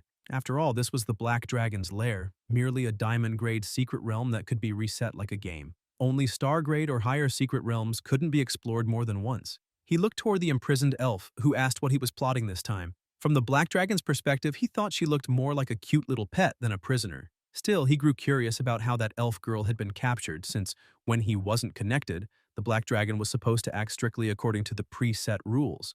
Even so, he decided to check the composition of the invading party. Seeing the full team, he commented that it was as expected, 5 5th transformation professionals, including Shan from the Spirit Hunters, which meant they had come to clean up last time's mess. The exploration team's coordination was impressive. He concluded their formation was far superior to the previous one, but as long as they didn't touch the Dragon Slayer's heart, they wouldn't be a real problem. Still, to be safe, he wanted to test the team's strengths and weaknesses. You could never underestimate 5th transformation professionals. He turned to his subordinates and ordered them to take the lesser soldiers outside and deal with the invaders, leaving only one behind. The enemy group began discussing among themselves, saying they had reached this far without encountering any irregularities, and that the strategy data had been verified, wondering if the Spirit Hunters had actually lied. The Shadow Assassin said it was more likely they had made mistakes and were now looking for excuses. Kexen urged them not to let their guard down and to maintain the barrier while calmly preparing for the boss fight. Liu Ci suddenly felt uneasy and asked what was happening, as a thick cloud of dust began rising and a powerful killing intent was detected. Shocked, they realized a horde of monsters had appeared. The creatures shouted that no intruder would be left alive and that they must attack immediately. Shan snapped his fingers and said that it was exactly like last time, but this time, there were even more monsters. Zhou Tai commented that while unexpected, that level of threat wasn't enough to endanger the exploration team. Liu Ci rushed forward, saying they needed to activate the battle formation. He would draw the elite monsters' attention while the others wiped out the smaller ones, and once that was done, they could focus entirely on the bosses. He unleashed his skill Shadow Rend, Jen activated Mountain Barrier, Zhou Tai struck with Violent Slash, and the healer cast Blessing of Holy Light. With that, they wiped out the horde effortlessly. The leader stated they'd lost a few minutes and needed to keep moving. Watching everything, the protagonist admitted that they truly lived up to being fifth transformation specialists. Their power looked like that of immortals strolling through the mortal world. And that mysterious mage hadn't even moved yet, meaning he was definitely no ordinary opponent. It seemed he'd have to step in personally. As he began to take flight, his army cheered, shouting that Lord Athos was about to act again. But he frowned, wondering why they'd said again. Another soldier commented that he'd never seen Lord Athos take the initiative before, yet the scene felt strangely familiar. The elf, watching, asked what was going on since he was acting ahead of this prediction. She questioned what was wrong with the black dragon. When she was captured, he hadn't behaved like this. While the group advanced, Sean remarked that the elite team under the Celestial Pavilion's command was truly impressive, and that, for the first time, he could witness the might of a real exploration squad, but admitted the situation wasn't in the recorded strategy. Joe Tai agreed, saying everything looked different and promising to investigate once they finished the dungeon. The necromancer mocked them, saying they couldn't even handle trash mobs, yet still called themselves a guild that never loses. What a joke. While collecting the corpses, he muttered with satisfaction that he'd just added another batch of fresh dragon bodies to his collection. Sean defended himself, telling Master Chen that even if his guild's strength seemed insignificant to the necromancer, there were still flaws in the strategy. As the Celestial Pavilion's leader, he should be more objective. Suddenly, Chen burst out laughing like a madman, saying the Spirit Hunter's leader was just a brat and yet dared to question him, and that if he kept talking, he might end up as another piece in his collection. Sean froze in terror, but Joe Tai quickly intervened, asking the master not to joke like that, since he was scaring the clients and suggesting they calm down. Sean exhaled in relief, thinking it was over, while Joe Tai silently cursed that perverted old man for acting recklessly. If he actually killed that guy, they'd lose future contracts. Even so, Sean, still fuming, thought those arrogant bastards had better enjoy their pride while it lasted. He wanted to see if they'd still be laughing after meeting the Black Dragon. Suddenly, darkness swallowed the entire area. He looked up horrified and fell to the ground, stammering that it was really him. Joe Tai shouted in disbelief, asking why the boss had appeared earlier than expected and how it was even possible. Jen questioned if there had been some mistake. Now it was clear the spirit hunters hadn't lied. The leader barked for everyone to form the battle formation immediately. Jen was to maintain the barrier, Liu Ci needed to be ready to transform at any moment, and the healers were to prioritize the Shadow Assassin, keeping his HP at 30%. After the orders, he activated Frenzied Bloodsong, and the system announced that the Berserker talent increased all attributes when HP dropped below 30%, also reducing incoming damage. The team began their assault, but the protagonist merely watched, curious to see what they could do. Blows rained down, each dealing between 12 and 16,000 damage. The team muttered that the numbers seemed off, but Yang thought that was expected. Even 5th transformation professionals couldn't inflict much damage thanks to the Black Dragon's innate damage reduction traits. Joe Tai explained that the boss also had multiple resistance buffs and told everyone to keep attacking. The protagonist countered, but the Shadow Assassin managed to predict the strike. Yang watched him intently, wondering if he could also anticipate the next move. Suddenly, the two in the back shouted that the boss had switched targets and was charging toward them. He used Dragon Rush, but the leader quickly intercepted and shielded them. Yang thought it was a waste. He'd had the perfect chance to eliminate the weakest ones. Taking advantage of the moment, Liu Ci dashed behind the boss, declaring that all his weaknesses were exposed and that he'd now taste his blade. Entering shadow form, his speed and critical rate skyrocketed, empowering all his skills with the shadow attribute. The assassin launched his strongest technique, Shadow Thrust, shouting for the boss to die. Yet the damage only ranged between 11 and 13,000. Enraged, he screamed that this execution-type skill could bring down lesser star-rank dungeon bosses with millions of HP, so how could it deal so little to a diamond-rank dungeon boss? Was the dragon's damage reduction really that ridiculous? Yang lunged forward, saying it was his turn to expose their weaknesses and send them straight to hell, slashing the assassin down to a mere 1% of his health. The protagonist thought he was insanely lucky to have survived by a thread, but wondered how many times that guy thought he'd get that lucky again. The team gathered around the fallen assassin, and Jen muttered that it was close. He had survived with almost no HP left and still managed to protect him. He yelled for Kexen to heal him immediately, but before she could act, his eyes widened in disbelief as the boss began using that skill. He couldn't believe it. They were about to be hit by Annihilation Breath. Joe Tai frowned, confused, asking if that wasn't the boss's ultimate transition ability, one that should only trigger when its HP dropped below 70%. So why was it activating at the very start of the battle? Flames engulfed the battlefield and Yang realized they were still alive, but that attack should have been the Barrier Master's last defensive resort. The next strike, powered by Annihilation Breath, would be enough to wipe them out completely. The team argued among themselves while the Necromancer questioned why the boss wasn't following its normal pattern. Zhou Tai replied that it seemed the boss had developed intelligence, understanding tactics and exploiting weaknesses. The others snapped at him to stop joking around, insisting that a diamond-ranked dungeon boss's behavior pattern should be fixed. So how had it suddenly become that smart? The Barrier Master's ultimate skill reduced damage taken by allies inside the sanctuary by 90% and automatically regenerated their HP for 10 seconds, with a cooldown of 360 seconds. The Necromancer took to the air, furious, saying his team was full of useless weaklings. As usual, he'd have to handle everything himself. He unleashed his power, chanting, "From the endless depths of the underworld, awaken, ancient soul, heed my will, obey my command, use your majesty and power to bring destruction upon this world. Arise, bone dragon Malthus." A massive surge of energy erupted as a colossal skeletal dragon materialized. The protagonist watched the creature in awe, wondering if that man was truly a necromancer. Necromancers were among the rarest of classes, and it was said that high-level ones could summon undead as strong as dungeon bosses themselves, which made him wonder if that bone dragon was really on his level. Chen commanded his monster to attack and finish the boss, and the two dragons clashed in a fierce, world-shaking battle. Yang was impressed by the absurd power. That fragile-looking dragon radiated incredible strength. Still, he fought back, roaring for it to move aside as he slammed the undead creature backward. The bone dragon let out a furious roar and released Inferno of the Shadowed Dead, an immense beam of destruction. Yang didn't retreat. Instead, he countered with Annihilation Breath, scoffing and asking if the bone dragon really thought its ultimate attack could scare him. The two forces collided, causing a colossal explosion that split the skies. Hiding behind a rock, Shan muttered that he had never seen anyone face a boss's ultimate head-on like that. Zhou Tai, also crouched behind cover, thought that Chen might be a disgusting lunatic, but even he had to admit the man's power was terrifying. The protagonist, however, realized that his opponent's breath was indeed powerful, yet he still hadn't gone all out. He unleashed Annihilation Breath once more, this time with even greater force. The skeletal dragon vanished from sight, and Yang asked mockingly if that was all, but then felt something gripping one of his claws. Looking down, he was shocked to see the bone dragon had grabbed him again, regenerating as it clung to him. From behind, the necromancer laughed darkly, saying that as long as there were fresh corpses, his bone dragon would always rise and fight for him. Yang thought to himself that this was truly the mark of a real necromancer. The bone dragon lunged forward, unleashing a devastating combo that cut the protagonist's HP down to 81%. Concerned, he admitted that the damage was far greater than that of any normal hunter, and that if things continued like this, he could actually lose.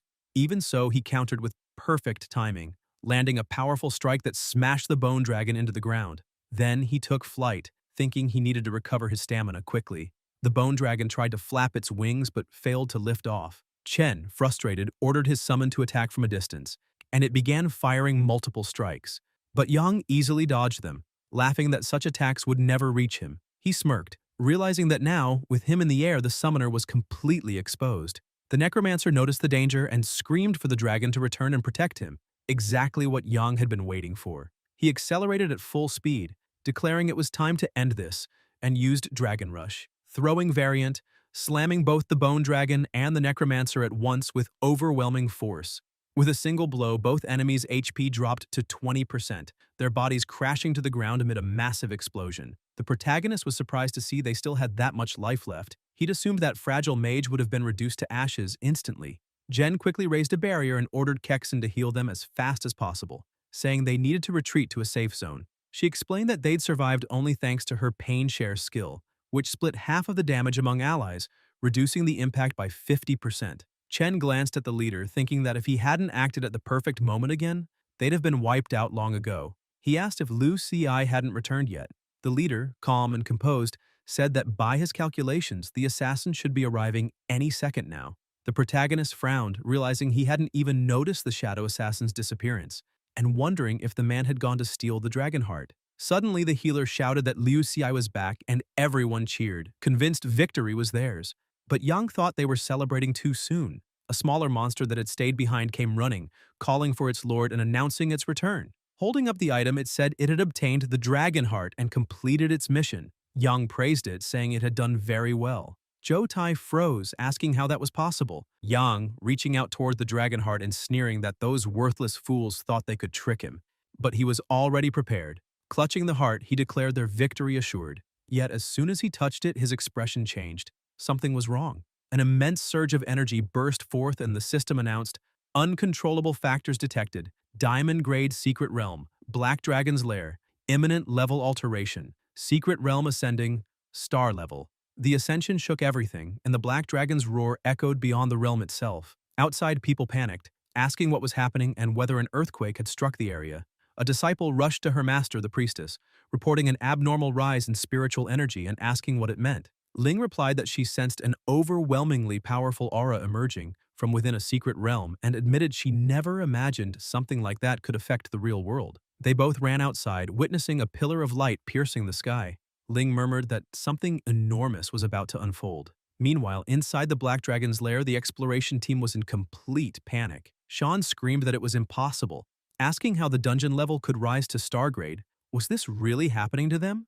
Jen trembled in fear, saying he'd never heard of a dungeon evolving like that before. Athos, the black flame-winged dragon, star level. The protagonist, still trying to comprehend, wondered if he had truly become a creature of that tier. The system responded, informing him that he had reached level 100, all attributes had increased, and star-level skills had been unlocked. Opening his status window, he was stunned by the absurd growth of his stats and the appearance of a new star tier ability. The display read, Boss Athos Black Flame Wings, Early Growth Stage, Level 100, HP 6 million, Attribute Shadow, Race, Dragon, Strength 4,221, Speed 17,022, Spirit 1,821, New Skill Spiritual Tongue, Purifying Infernal Prison. Description: summons an immensely powerful prison of black flames that annihilates anyone who resists, dealing magic damage equal to 1,000% of the strength attribute. Young thought that not only was the skill unbelievably powerful, but it also had a resurrection blocking effect. In an era where no one truly died unless their level reset, that was practically a cheat. The system added a note: enemies killed by this ability would have their souls completely destroyed, making resurrection impossible, and the user could choose whether to enable that effect. Confused, he asked what was happening, and the system explained that obtaining the key item, Dragon Slayer's Heart, had triggered an evolution. Everything made sense now. The Black Dragon was originally meant to be star level, but because of the Dragon Slayer's Heart, its racial traits had been suppressed, reducing the dungeon's difficulty to Diamond. Now, with the Heart's effect gone, its true difficulty had returned. Looking at the exploration team, Young thought he still didn't fully understand what early growth stage meant, but one thing was certain: the entire situation had changed completely. Suddenly, Liu Ci came running, catching the protagonist's attention. Liu shouted that he had searched the entire tomb but couldn't find any Dragon Slayer's heart and asked if he had done something wrong. But when he saw the black dragon before him, he froze, asking if that was really the boss and what the hell had happened to it. Then, noticing what was in the dragon's claws, he screamed in terror, realizing the heart was with the dragon itself. Zhou Tai yelled for the shadow assassin not to act alone and ordered him to fall back immediately, wondering if that idiot hadn't seen the system notification. Liu Ci darted from side to side, laughing and saying the boss should relax because there was no way such a brute could catch someone as fast as him. But with a single motion, the protagonist's claw appeared before him, striking him down and slamming him into the ground. The system displayed, Party member Liu Ci eliminated. Sean asked what they should do now, and Zhou Tai thought grimly that normally, star-level dungeon bosses required a raid of 10 to 20 fifth transformation players to defeat. There was no way to win with such a small team. The only option left was to run. He turned and bolted, shouting that the fight was impossible and they needed to escape. The chromatic mage questioned if he was really running away at such a critical moment, but he insisted that fighting under these conditions was suicide. Yang watched and commented that it was a wise decision, but added coldly that he wouldn't let a single one of them escape. In a flash, he shot toward them like lightning. The group ran frantically, the leader shouting that he could see the portal ahead and urging everyone to hurry, but then Sean froze. The black dragon appeared before them, blocking the exit completely. Everyone screamed, unable to understand how he'd moved so fast. Zhou Tai ordered everyone to activate all defensive buffs and push forward with everything they had. If they managed to escape, it would count as victory. But the black dragon spread its wings and unleashed annihilation breath, engulfing everything in a sea of black fire. Screams echoed as the flames devoured the surroundings. Half the team was obliterated in a single blast. Zhen, barely standing, gasped that the damage from a star-level boss was absurd. Even his strongest barrier had been shattered in one hit. The leader said his mana was almost gone, and that if the boss used one more skill, they'd all die. He ordered everyone to store their most valuable items in their infinite rings. At least that way, they wouldn't lose everything once they fell, since all hope was gone. But the necromancer refused to accept defeat. Rage twisting his face, he released all his power, screaming that it was impossible. He wouldn't give up, not after killing that dragon more than 1,000 times and memorizing every single one of its moves.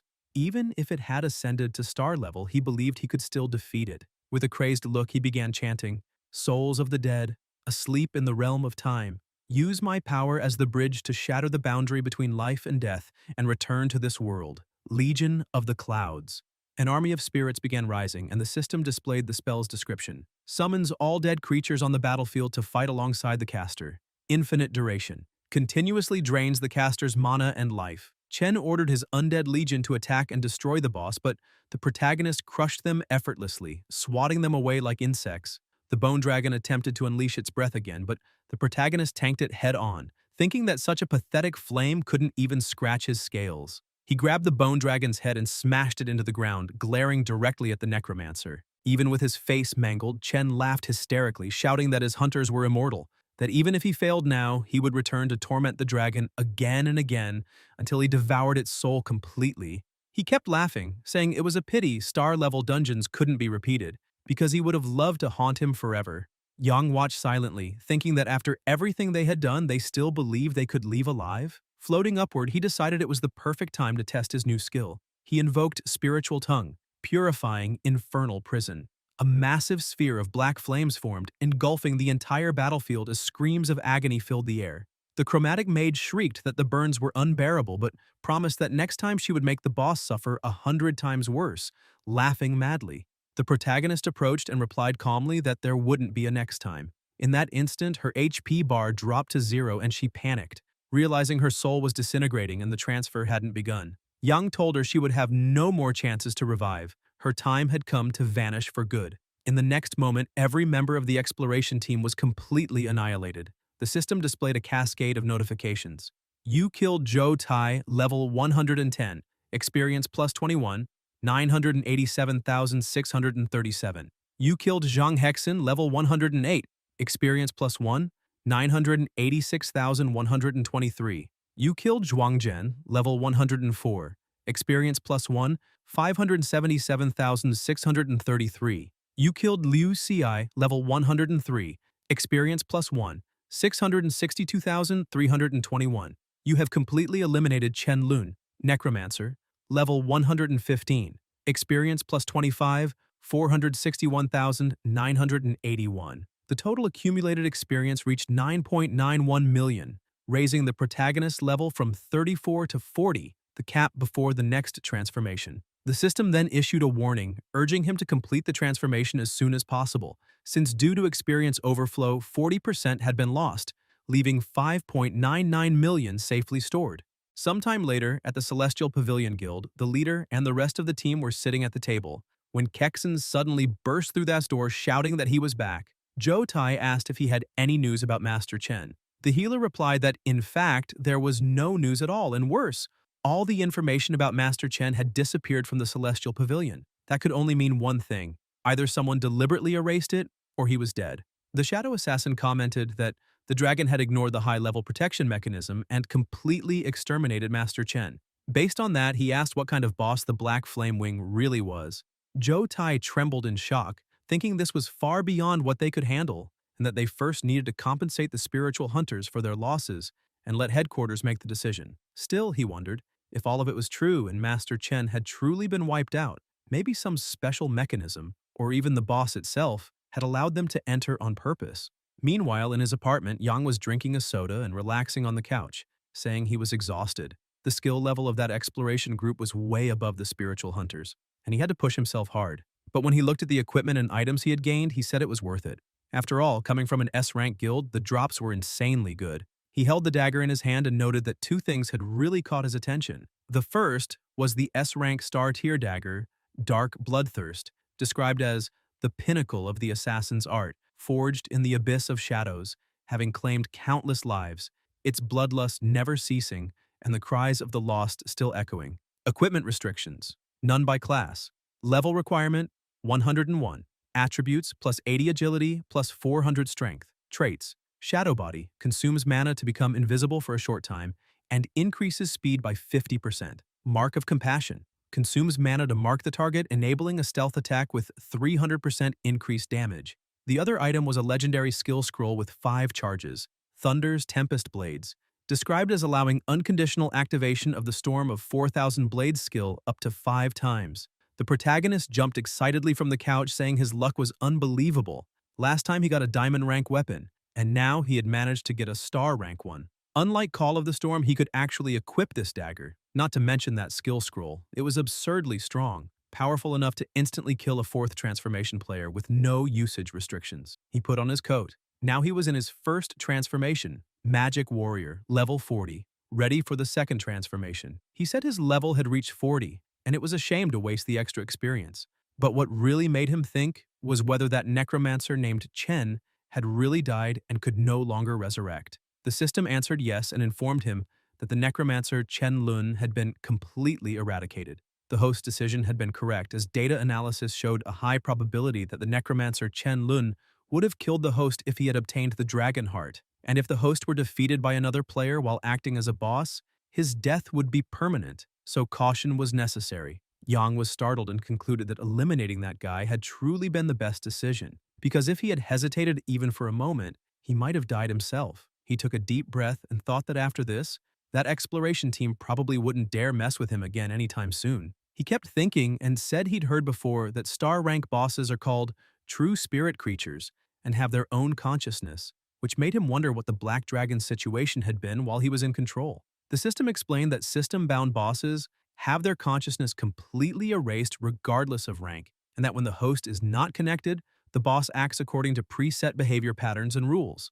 Furthermore, the system added that if the host kills a boss while in control, it will automatically be replaced by an even stronger one. Yang got excited and said now that was an advantage, and apparently it was time to hunt a dragon. When he opened his hand, he noticed an unexpected item there and realized everything fit perfectly. The system identified the item as being of unknown rank, naming it Layered Dragon Heart. Description: forged in the blood of a dragon, slain by a warrior blessed by the goddess, the dragon's heart was transformed into a relic of battle, but the nameless hero who carried it was forgotten, leaving behind only this testimony of the past. The Dragon Slayer's sword has vanished. Unlockable attributes: Spirit plus 50%, Strength plus 100%. Traits: Dragon Slayer's Radiance, ignores dragons' racial talents and increases damage against draconic creatures by 500%. Special effect: Blood Soul of the Ancestral Hero. When combined with an amulet soaked in dragon's blood, it can summon the spirit of an ancestral hero to aid in battle. Unlock condition: slay a dragon alone. Restrictions for using the ancestral hero's soul. Charges accumulate for each dragon slain, currently 0. He began to imagine that this blood soul of the ancestral hero probably referred to the legendary Dragon Slayer, and that whoever earned that title must have been an absurdly powerful warrior, far beyond a 5th transformation professional. And with an ally like that, no one would dare face him. Gripping the amulet tightly, he declared that killing the Black Dragon and changing classes to unlock the summon would be his next goals. He then left his apartment, saying it was time to accept his 2nd transformation quest. Meanwhile, at the temple entrance, the priestess was waiting outside for someone. People watched, commenting that she was incredible, not only a temple priestess, but also stunningly beautiful. Some wondered who could have enough status to make her wait outside, while others admitted they were jealous of whoever she was expecting. Ling stood there with her eyes closed and silent until she sensed something and called upon the statue's blessing. Opening her eyes, she bowed slightly and asked the noble lord how she might assist him. Yang, who had just arrived, was surprised and wanted to know why she called him noble lord and how she knew he was coming. The priestess explained that just seconds earlier, the transformation statue had emitted a beam of light, signaling that a VIP of the temple was about to arrive. And in the entire East Spirit City, there was only one VIP, him. As for the title of Noble Lord, it was simply a temple requirement, so he needn't worry. The protagonist, a bit embarrassed, said he understood but found it all a little over the top. A short while later, he approached the statue again, and the system notified him that a 5-star transformation quest had been accepted. Second transformation: 5-star quest, complete 2 silver-ranked dungeons alone and defeat the boss within 3 minutes of engagement. He thought that normally those dungeons required a party, but this mission basically forced him to go solo. Though for him, that was almost the same as having no restriction at all. Ling approached and remarked that this was expected. After all, he had accepted another 5-star quest, worthy of a true warrior. Yang replied that it was nothing special, and asked if she happened to have a map of the silver-ranked dungeons near East Spirit City. The priestess confirmed and asked him to wait a few minutes. Soon after, she returned and handed him a scroll containing the requested dungeon map, as well as additional information on the respawn times and locations of bronze and gold-ranked dungeons. The protagonist thanked her and started to leave, but the priestess stopped him, explaining that a terrible accident had recently occurred in a dungeon. The difficulty had suddenly spiked, and one professional had disappeared. Moreover, the low-level hunting areas were overcrowded, and many were clashing violently over dungeon access, so he should be careful. Yang thanked her for the warning and said he'd stay alert, but soon began thinking that with so many low-level dungeons near East Spirit City, he should easily find 2 silver ones to clear. However, things didn't go as planned. He went through every nearby dungeon and all were packed, to the point where he questioned whether it was even worth fighting over a silver-ranked one. After quite some time, he stopped, exhausted, commenting that after checking 7 or 8 dungeons in a row, all were occupied. Terrible luck. And joked that maybe he'd triggered the so-called law of luck conservation after getting too many good drops. He walked to the edge of a cliff and checked the map, saying that the entrance to the dungeon called Cavern of Suffering should be right ahead. But when he looked, he grew irritated to see people there. Looking closer, he noticed Wang was present, and Qian, Wang's friend, was with him. He found her presence odd, noticed she looked worried, and heard her telling Wang not to try to steal the dungeon since they had clearly arrived first. Yang's irritation grew at Wang's attitude. Wang apologized, saying that the Phantom Rain Guild's name wasn't engraved on the dungeon, and if they wanted to go in, the stronger side should take it. That made Yang wonder if Phantom Rain might be a sister guild to Phantom Cloud. It seemed too coincidental. Still, he thought that since everyone there already knew each other, it might be easier to negotiate once the fight began. Then he jumped down from the cliff, apologizing but making it clear that this time he wouldn't give up the dungeon. Wang's companions acted like idiots. One said that the boss had his eye on that dungeon and they should leave, while another approached Qian with bad intentions, suggesting that if she wanted to stay, they could have some fun with her. He Lan cut the nonsense short by pointing her sword at him, warning that if they kept talking like that, she wouldn't mind shortening the man's neck. He Lan was level 61, 3rd transformation, a patrol swordswoman from the Phantom Rain Guild. Wang was startled to see someone of the 3rd transformation there, and hid behind one of his thugs, reminding everyone that they also had a high-level ally. Then Li Zhen, a brute of a man, stepped forward and told the women of his guild that this wasn't the time to act high and mighty, declaring that whoever had the bigger fist was the one who was right. Li Zhen was level 60, also in his 3rd transformation, a martial artist from the Green Mountain Pavilion, and warned that if a fight broke out, their companions wouldn't hesitate and the low-level newcomers behind them wouldn't stand a chance. Helan looked at her companions and realized they were all low-level rookies. If they fought, they'd be crushed, but if they retreated, the enemies might take advantage and cause problems later. Unsure of what to do, she considered striking first, and while the two glared at each other, the protagonist approached, thinking that if might really ruled here, then maybe it was time for him to step in. Li Zhen asked who he was, and as soon as Qian saw her friend, she grew worried, remembering the last time she had seen him was at the teleportation center, but then felt relieved to see he was all right, even though she didn't understand why he was now getting into trouble. Wang grew irritated seeing him again, but Yang replied that the line was his, asking why that filthy trash was everywhere, since he was nothing more than an annoying little girl. Wang asked if he really dared to challenge him, saying he should take a closer look at his opponents, because the man next to him was a 3rd transformation monster who could erase him from the map with a snap of his fingers. Li Zhen pointed at Yang and warned that if he had any sense, he would kneel and beg for mercy. Maybe then he'd let him keep his corpse in one piece.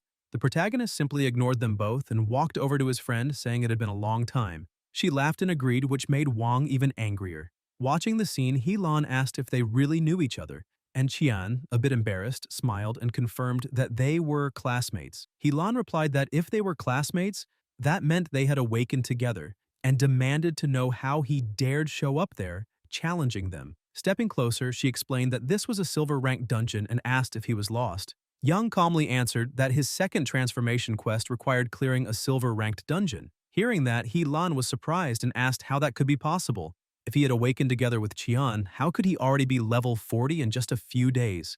That was simply impossible. Wang cut in, saying that Yang always acted high and mighty but was nothing more than a worthless warrior, and that if he didn't change his attitude, he'd end up dead. He added that if Yang was really that good, he should show his status for everyone to see his level. Since he didn't have the courage, he should stop pretending and accept that he was there only to kneel and worship the boss. Wang was level 10, an ice mage from the Green Mountain Pavilion Guild. Yang smirked at his opponent's low level and commented that if he were below level 2, he wouldn't even bother. But since he was already level 10, they could play a little. He gathered energy in his hand and activated the skill death penalty. For players below level 10, lose 2 levels. If below level 2, resurrection becomes impossible. With just 2 fingers, he unleashed a devastating strike, sending Wang flying. The protagonist told him to go back to the city and relax a bit in the hot springs. Wang's HP dropped to 0 instantly, and the system announced that the protagonist had defeated the level 10 ice mage, earning 100 experience points. Wang's companions were stunned, but Li Zhen charged forward in rage.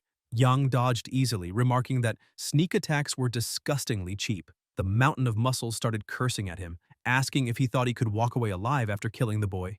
Yang released his power and drew his sword, stating that whether or not he left alive depended solely on Li Zhen's ability. He looked at Hei Lan and said that if she wanted to join the fight, she was welcome to.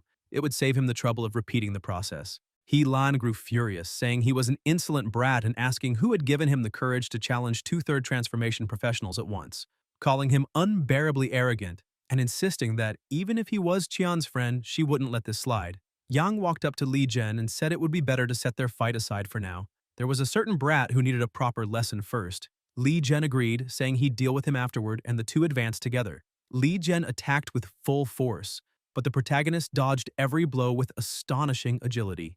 Disbelieving what he saw, Li Zhen poured in even more strength, shouting that he refused to believe it. Using Thunder Tiger Fist, he unleashed a massive strike that created an overwhelming shockwave, but Yang easily blocked it with his sword and with a single motion hurled him backward, smashing him into the mountain behind. Hei Lan seized the opening and tried to attack from behind but was startled when a shield suddenly activated. Yang remarked that yet another sneak attack had failed, and that the reputation of third transformation warriors was getting worse by the minute. He had used a golden single-use scroll, Crystal Barrier, which created a shield capable of absorbing up to 80,000 damage points. Hei Lan began trembling when she realized her attack had barely scratched half the barrier. She thought to herself that it must be an advanced defensive scroll, and his weapon didn't even look silver. It might be gold or even platinum. Remembering how he'd wiped out the ice mage in the blink of an eye, she grew even more wary, though she didn't want to believe that this boy could fight like that. Confused and frightened, she wondered who the hell Su Yang really was. Suddenly, a blast echoed from the top of the mountain. Li Zhen stood up in fury, shouting that this time Yang wouldn't escape and swearing not to rest until he was dead. Already impatient, Yang gathered flames and replied that he was in a hurry, so Li Zhen needed to disappear. With one precise attack, he ended the fight and the system announced, "You have defeated Li Zhen, martial artist level 60. Experience gained 3,125 points." Surrounded by his flames, Yang looked back and asked if anyone else still intended to fight. Terrified by the power she had just witnessed, Hei Lan sheathed her sword, realizing there was no way they could face someone like that.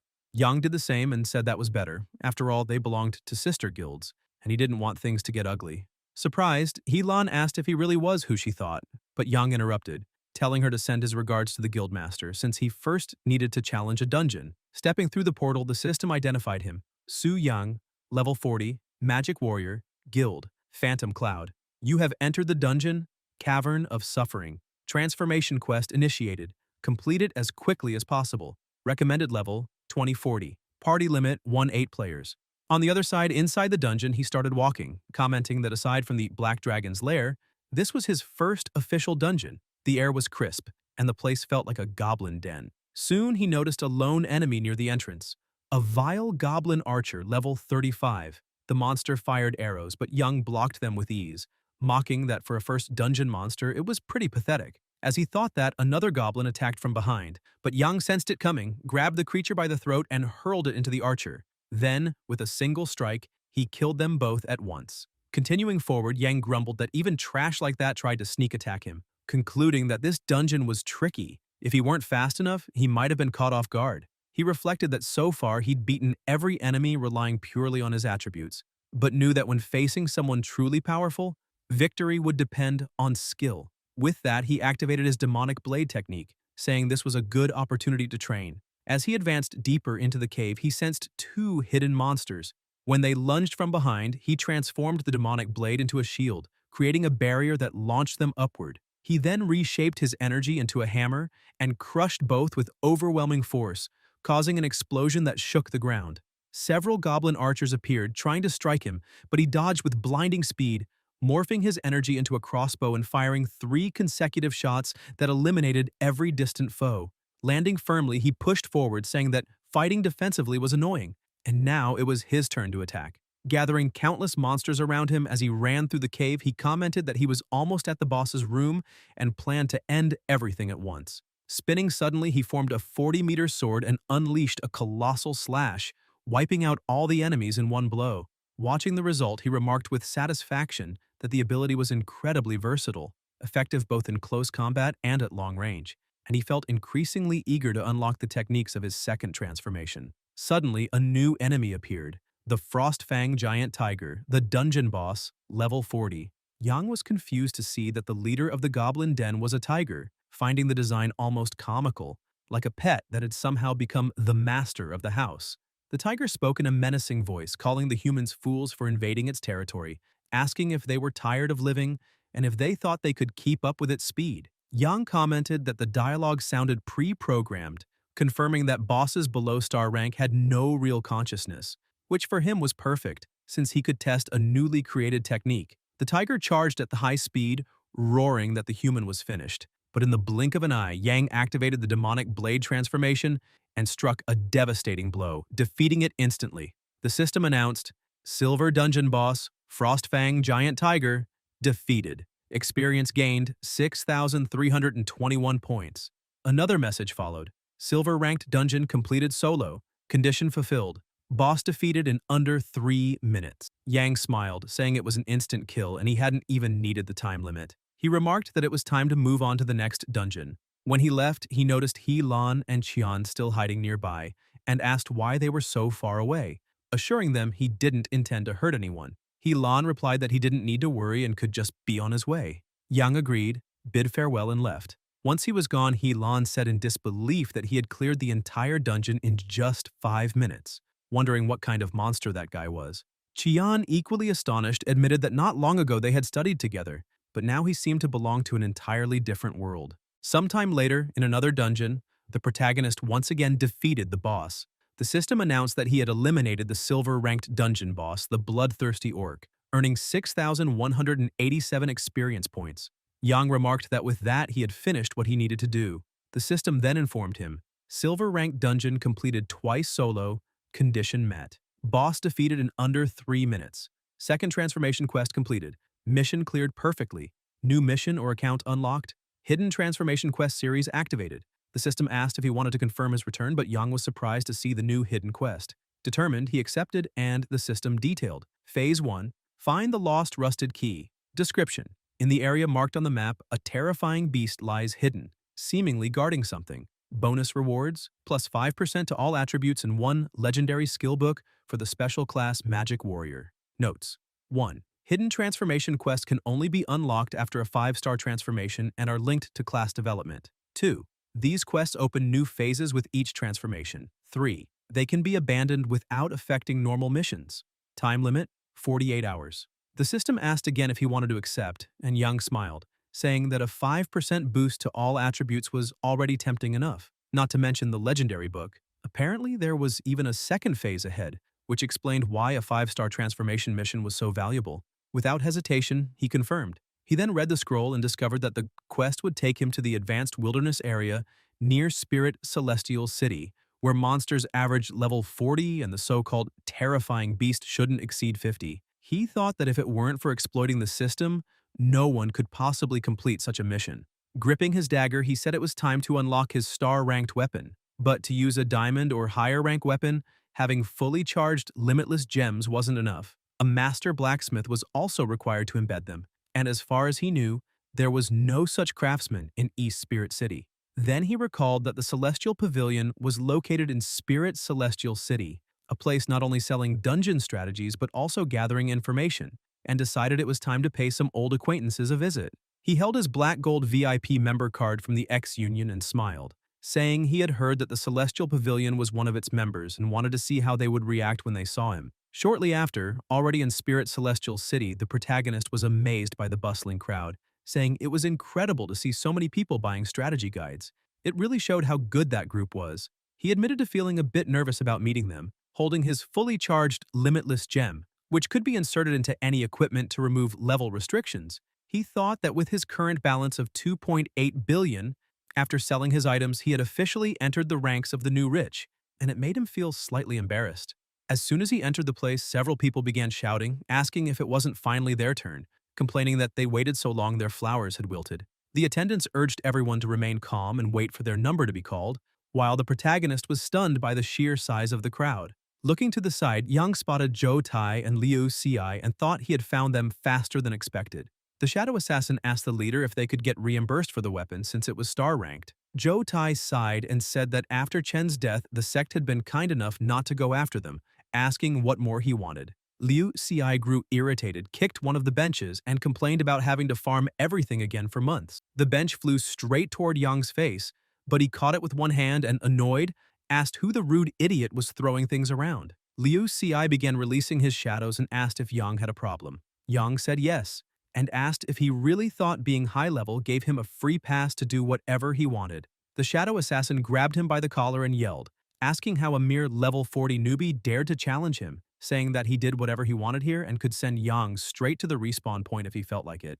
Yang started laughing. Liu Xi demanded to know what he was laughing at and if he looked like a fool, but Yang just thought calmly that if he really tried it, the next time he entered the Black Dragon's lair, he'd be completely annihilated. Zhou Tai stepped in, telling the shadow assassin to stop acting like an idiot and telling Yang it was just a joke. No need to take it seriously. Yang asked what kind of service that was, questioning if that was how the illustrious Celestial Pavilion treated its customers, calling it a disappointment. Zhou Tai didn't understand what he meant, apologized, and emphasized that they were a high-level strategy group. They didn't sell strategies to players at his level. Liu Xi, still hot-headed, asked the leader why they were wasting time with that trash, saying he'd just kick him out right away. Yang took out his card and told the shadow assassin to open his eyes and take a good look. But Liu Xi, being a bit of an idiot, slapped the card away and asked what was so special about that piece of junk. Yang was stunned, wondering if the bumpkin was really that dumb not to recognize the card. Suddenly, another person arrived. The card landed at his feet and he asked if it was what he thought it was.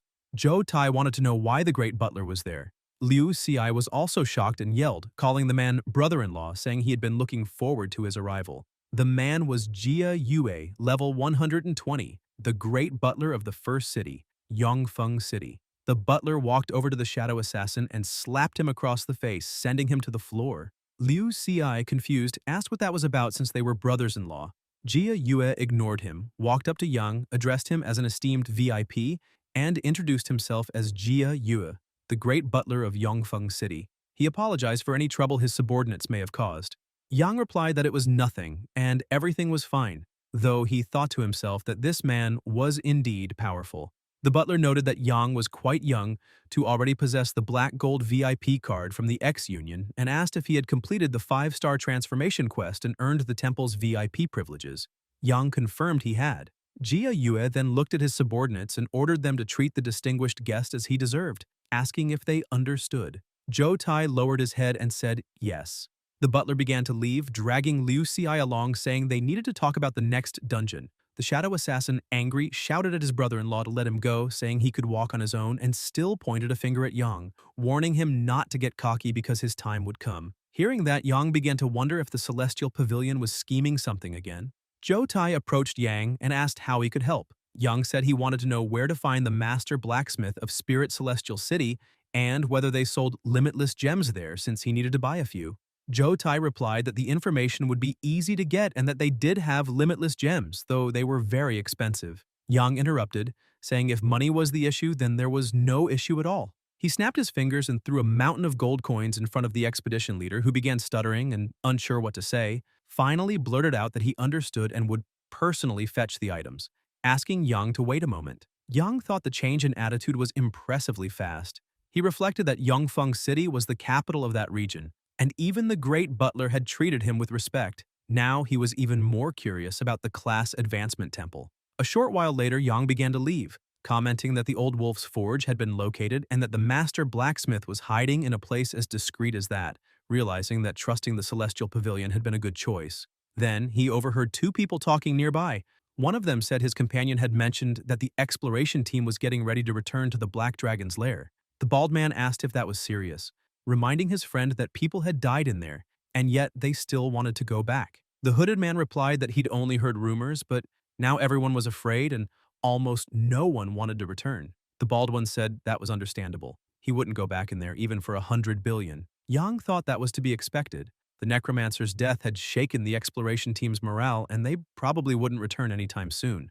Even so, he concluded that the sooner he managed to tame the Black Dragon, the better, because the more time passed, the more problems could arise. Sometime later, he arrived at Old Wolf's forge and opened the door, calling out that he was looking for Master Guiyang. But when he looked inside, he was surprised to see two women there. The blacksmith commented that another customer had arrived. Mu Rong from the Phantom Cloud Guild and her companion Anyu, level 92, also from the same guild, both looked at him. Yang smiled, realizing they were guildmates, and greeted them warmly, asking if they were doing well and if they were there to reforge their equipment. And Yu rushed over with an affectionate, curious look, asking if he was the new little brother who'd just joined, how old he was, whether he already had a girlfriend, and if by any chance he liked older sisters.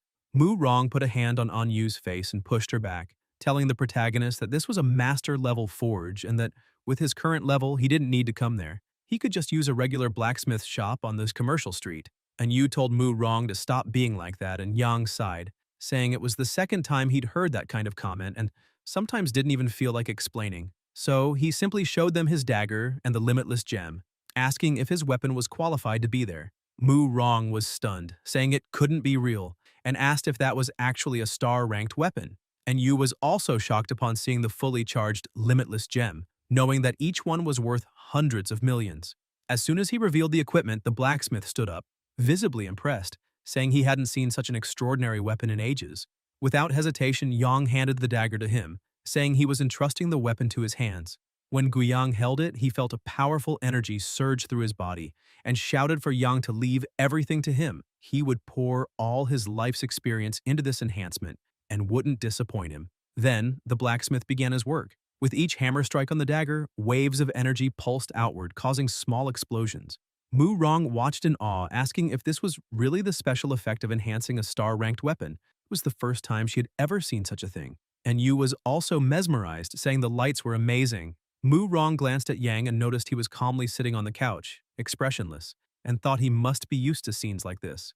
And Yu caught her looking and started laughing, teasingly asking what was going on and why she couldn't stop staring at him. Was she perhaps interested? Mu Rong blushed and yelled at her to stop saying nonsense, insisting she had just spaced out. And Yu kept teasing her, saying it was rare to see her acting like that, while Mu Rong, face red, told her to shut up immediately. The protagonist watched the whole scene and wondered if he had joined the wrong guild. A few hours later, the blacksmith lifted the dagger and announced that it was finished. Yang was impressed, saying this was the work of a true master. He'd achieved a perfect result on the first try, unlike last time when Yang had lost a huge amount of materials. The aura emanating from the weapon was overwhelmingly dense. Yang reached out to take it and asked the master blacksmith how much he owed for the service. Guiyang said that the weapon had been a lot of work and that normally he'd charge 1 billion, but since he was in a good mood, he'd make an exception and do it for free. And Yu gasped, saying that a Grandmaster level enhancement for free was unbelievably lucky. However, Yang said he would never take advantage of a veteran. Money, he said, was easy to come by, but finding a blacksmith like Master Guiyang was nearly impossible, something that didn't happen every day. Therefore, he insisted the blacksmith accept the 1 billion payment, saying he planned to come back many more times. Guiyang was moved and praised Yang's character, gladly accepting the payment and saying he looked forward to seeing him again soon. Watching the scene, Anyu was completely smitten, remarking that he'd refused a free service, paid 1 billion, and still left smiling. She wondered if that was the calm of a true magnate and what she should do now since it seemed she was starting to fall for him. Mu Rong was also impressed by his attitude and wondered if the protagonist might actually be some young master from an S-ranked guild. Wasting no time, Yang set out toward the outskirts of Spirit Celestial City, to the Wild Spirit Mountain, an area recommended for level 40 and above. Perched high atop a tree, Yang remarked that this looked like the right place for the mission, and that the map was clearly designed for someone who had already completed the second transformation. He examined his new weapon, thinking about the Dark Thirst ability, which required 300 points in speed and spirit, concluding he just needed to use a few attribute potions and allocate the remaining points. His panel displayed Su Yang, level 40, Magic Warrior, Strength 980, Base 241 plus Equipment 739, Speed 1129, Base 311 plus Equipment 818, Spirit 488, Base 314 plus Equipment 174. He thought that with his current power he could already take on a fourth transformation opponent. Then he drank a meditation elixir X1, which permanently increased spirit by 50 points and could be used up to 5 times. An agility elixir X2, which permanently increased speed by 50 points, also with a limit of 5 uses. And a heavenly speed elixir, which permanently boosted speed by 100 points and could be used twice. After finishing, he leapt into the forest saying it was time to move. During the fall, a spectral bat level 42 and a resentful soldier level 44 appeared to attack him. He activated Shadow Form, consuming mana to become invisible for a short period and boosting his speed by 60%. In an instant, he struck both with a double slash, killing them instantly. He thought that this was the most basic warrior attack, yet with a star-ranked weapon, the damage became absurd. Noticing that he was completely surrounded by monsters, he muttered that he had no intention of clearing the map the proper way, so he would go with the old method and blow through everything at once.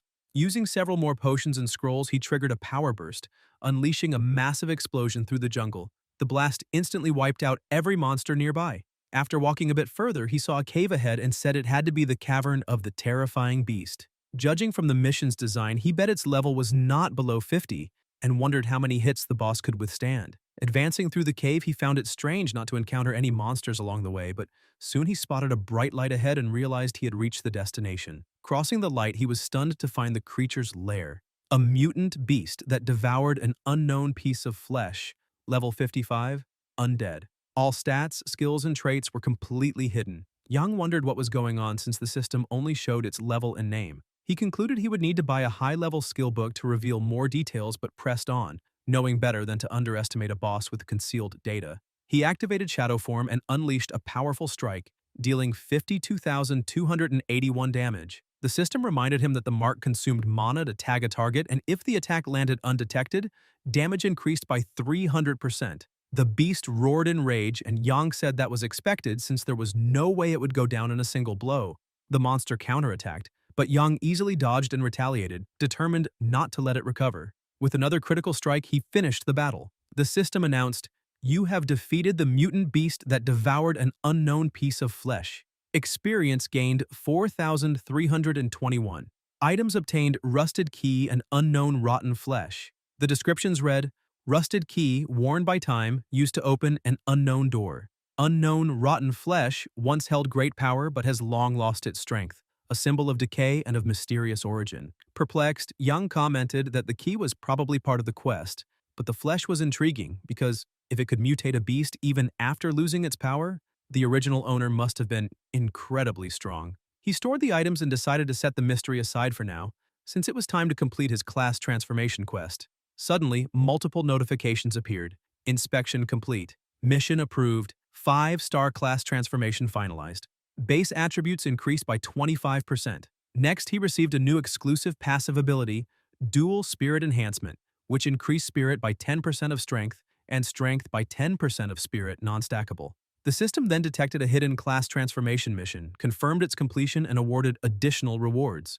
All attributes plus 5% special class Magic Warrior unlocked, 1 legendary skill book received, and level cap removed.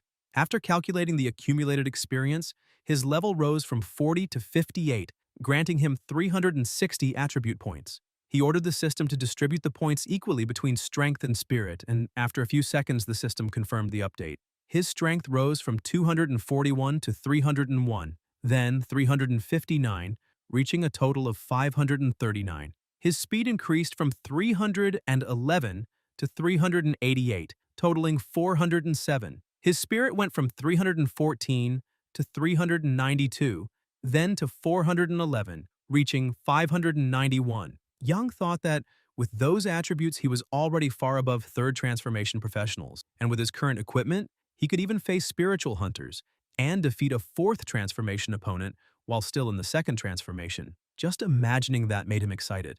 With the mixed damage between strength and spirit combined with the spectral mark, he bet that not even a platinum-ranked dungeon boss could survive a single strike from him, since that ability was truly overwhelming. The system notified him again. Magic Warrior class, legendary skill, Dual Destruction Blade. Number 1. Fuses the magic blade with the equipped weapon, consuming half the mana to deliver a devastating attack. Number 2. Damage equals 200% of strength plus 200% of spirit. The priestess congratulated him for completing the 5-star second transformation and informed him that his VIP benefits had been officially updated. His previous monthly payment of 10 million in national currency was now 50 million, and the discount rate for the Black Gold Identity certification from the X-Union had increased from 20 to 30%. Yang confirmed he understood and thought that with his current level these benefits already seemed normal. He also mentioned that there had been a small mistake earlier. When he said 80% discount, the correct value was 20. Ling asked what his plans were now, and Yang replied that he was a bit tired and planned to rest for 2 days, since work and rest should go together. She agreed, saying rest was important, but he only smiled, thinking that resting did not mean standing still. In truth, he needed to go to the Celestial Pavilion to buy some things and prepare for the dragon hunt. Meanwhile, a meeting was taking place at the Celestial Pavilion Guild. Jia Yue told Zhou Tai that he would be responsible for the next dungeon expedition, and asked if 30 members in the group would be enough to complete it. Zhou Tai replied that yes, 30 people should be sufficient, but reminded him there was a special mechanic that prevented resurrection. Jia Yue reassured him, saying the headquarters had already prepared a countermeasure. Each member would receive a jade ring of life to ensure survival. Zhou Tai was surprised and thanked him for such a valuable item. The butler said he would leave everything in their care and that if he were not so busy, he would have loved to personally witness the dragon hunt to stretch his muscles a bit. At that moment, the door swung open abruptly, and a firm voice ordered them to wait, saying it was not their turn to deal with the black dragon. The three were shocked, and the butler, alarmed, asked what the young lady was doing there. He then announced loudly that the young lady was present and that everyone should greet her immediately. It was Luo Linger, a beast tamer at level 130, daughter of the master of the Celestial Pavilion. Jia Yue kneeled before her, saying he had not known about her visit and begging forgiveness for not welcoming her properly. Linger replied that there was no need for formalities, since she had not informed anyone of her arrival but warned that her presence must be kept secret. She tried to sit down but noticed there was no chair. A subordinate quickly brought one upon noticing the situation. Once seated, Linger ordered that from that moment on, no one was to enter the Black Dragon's lair without her permission, because she herself intended to tame it. The butler, astonished, asked if that was a direct order from the pavilion master. Linger then released part of her power and, in a threatening tone, asked if he really dared to question her and what would be wrong even if the order did not come from her father, leaving the entire hall in complete silence. Jia Yue felt cornered and asked how he could refuse such a command, assuring her he would issue the order immediately. Linger stood up satisfied, saying that was good, and instructed the butler to prepare all available information about the great black dragon and to arrange a room for her since she needed to rest. Jia Yue took a deep breath and commented that he had not expected the sudden appearance of the young lady, admitting that it had been a major miscalculation. Still astonished, Liu Xi asked if she was really the pavilion master's daughter, the young prodigy from the Global Beast Tamer Association, and the butler confirmed it. He explained that the Global Beast Tamer Association was a super organization on the same level as the X-Union, specializing in hunting and capturing rare and exotic beasts from all over the world, whether dungeon bosses or elite wild creatures. He also emphasized that the young lady was incredibly gifted, having joined the association at a very young age, and that there were very few people in all of Longxia who could compare to her. This time, her secret arrival clearly meant she intended to tame the black dragon before any other tamer. And if she succeeded, she would undoubtedly become the most powerful beast tamer on the continent, raising the Celestial Pavilion's prestige to an unimaginable level.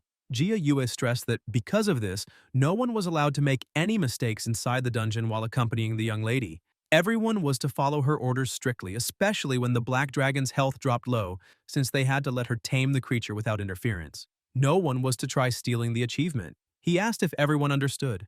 Zhou Tai confirmed and volunteered to retrieve the basic dragon guide for the young lady immediately. The shadow assassin agreed, saying they would never dare to disobey the pavilion master's daughter. But as soon as Jia Yue accessed the system to locate the basic dragon guide, he was shocked to see that it had already been purchased yesterday by a player named Su Yang. Liu CI groaned, complaining about why it always had to be that guy and wondering if he was doing it on purpose. The butler considered that it might just be a coincidence since the protagonist could not have known about the young lady's visit. But what truly intrigued him was why someone of Su Yang's level would be interested in dragons. Jia Yue asked what they should do in this situation, and one of the members suggested forcing the protagonist to return the book. He rejected the idea immediately, saying that no matter how concerning the matter seemed, they must never offend a temple VIP without reason. He assured them there must be other versions of the dragon material and said he would personally handle finding an alternative. Guys, if you enjoyed the video, leave a like, comment, and subscribe to the channel so you don't miss new content. Thank you.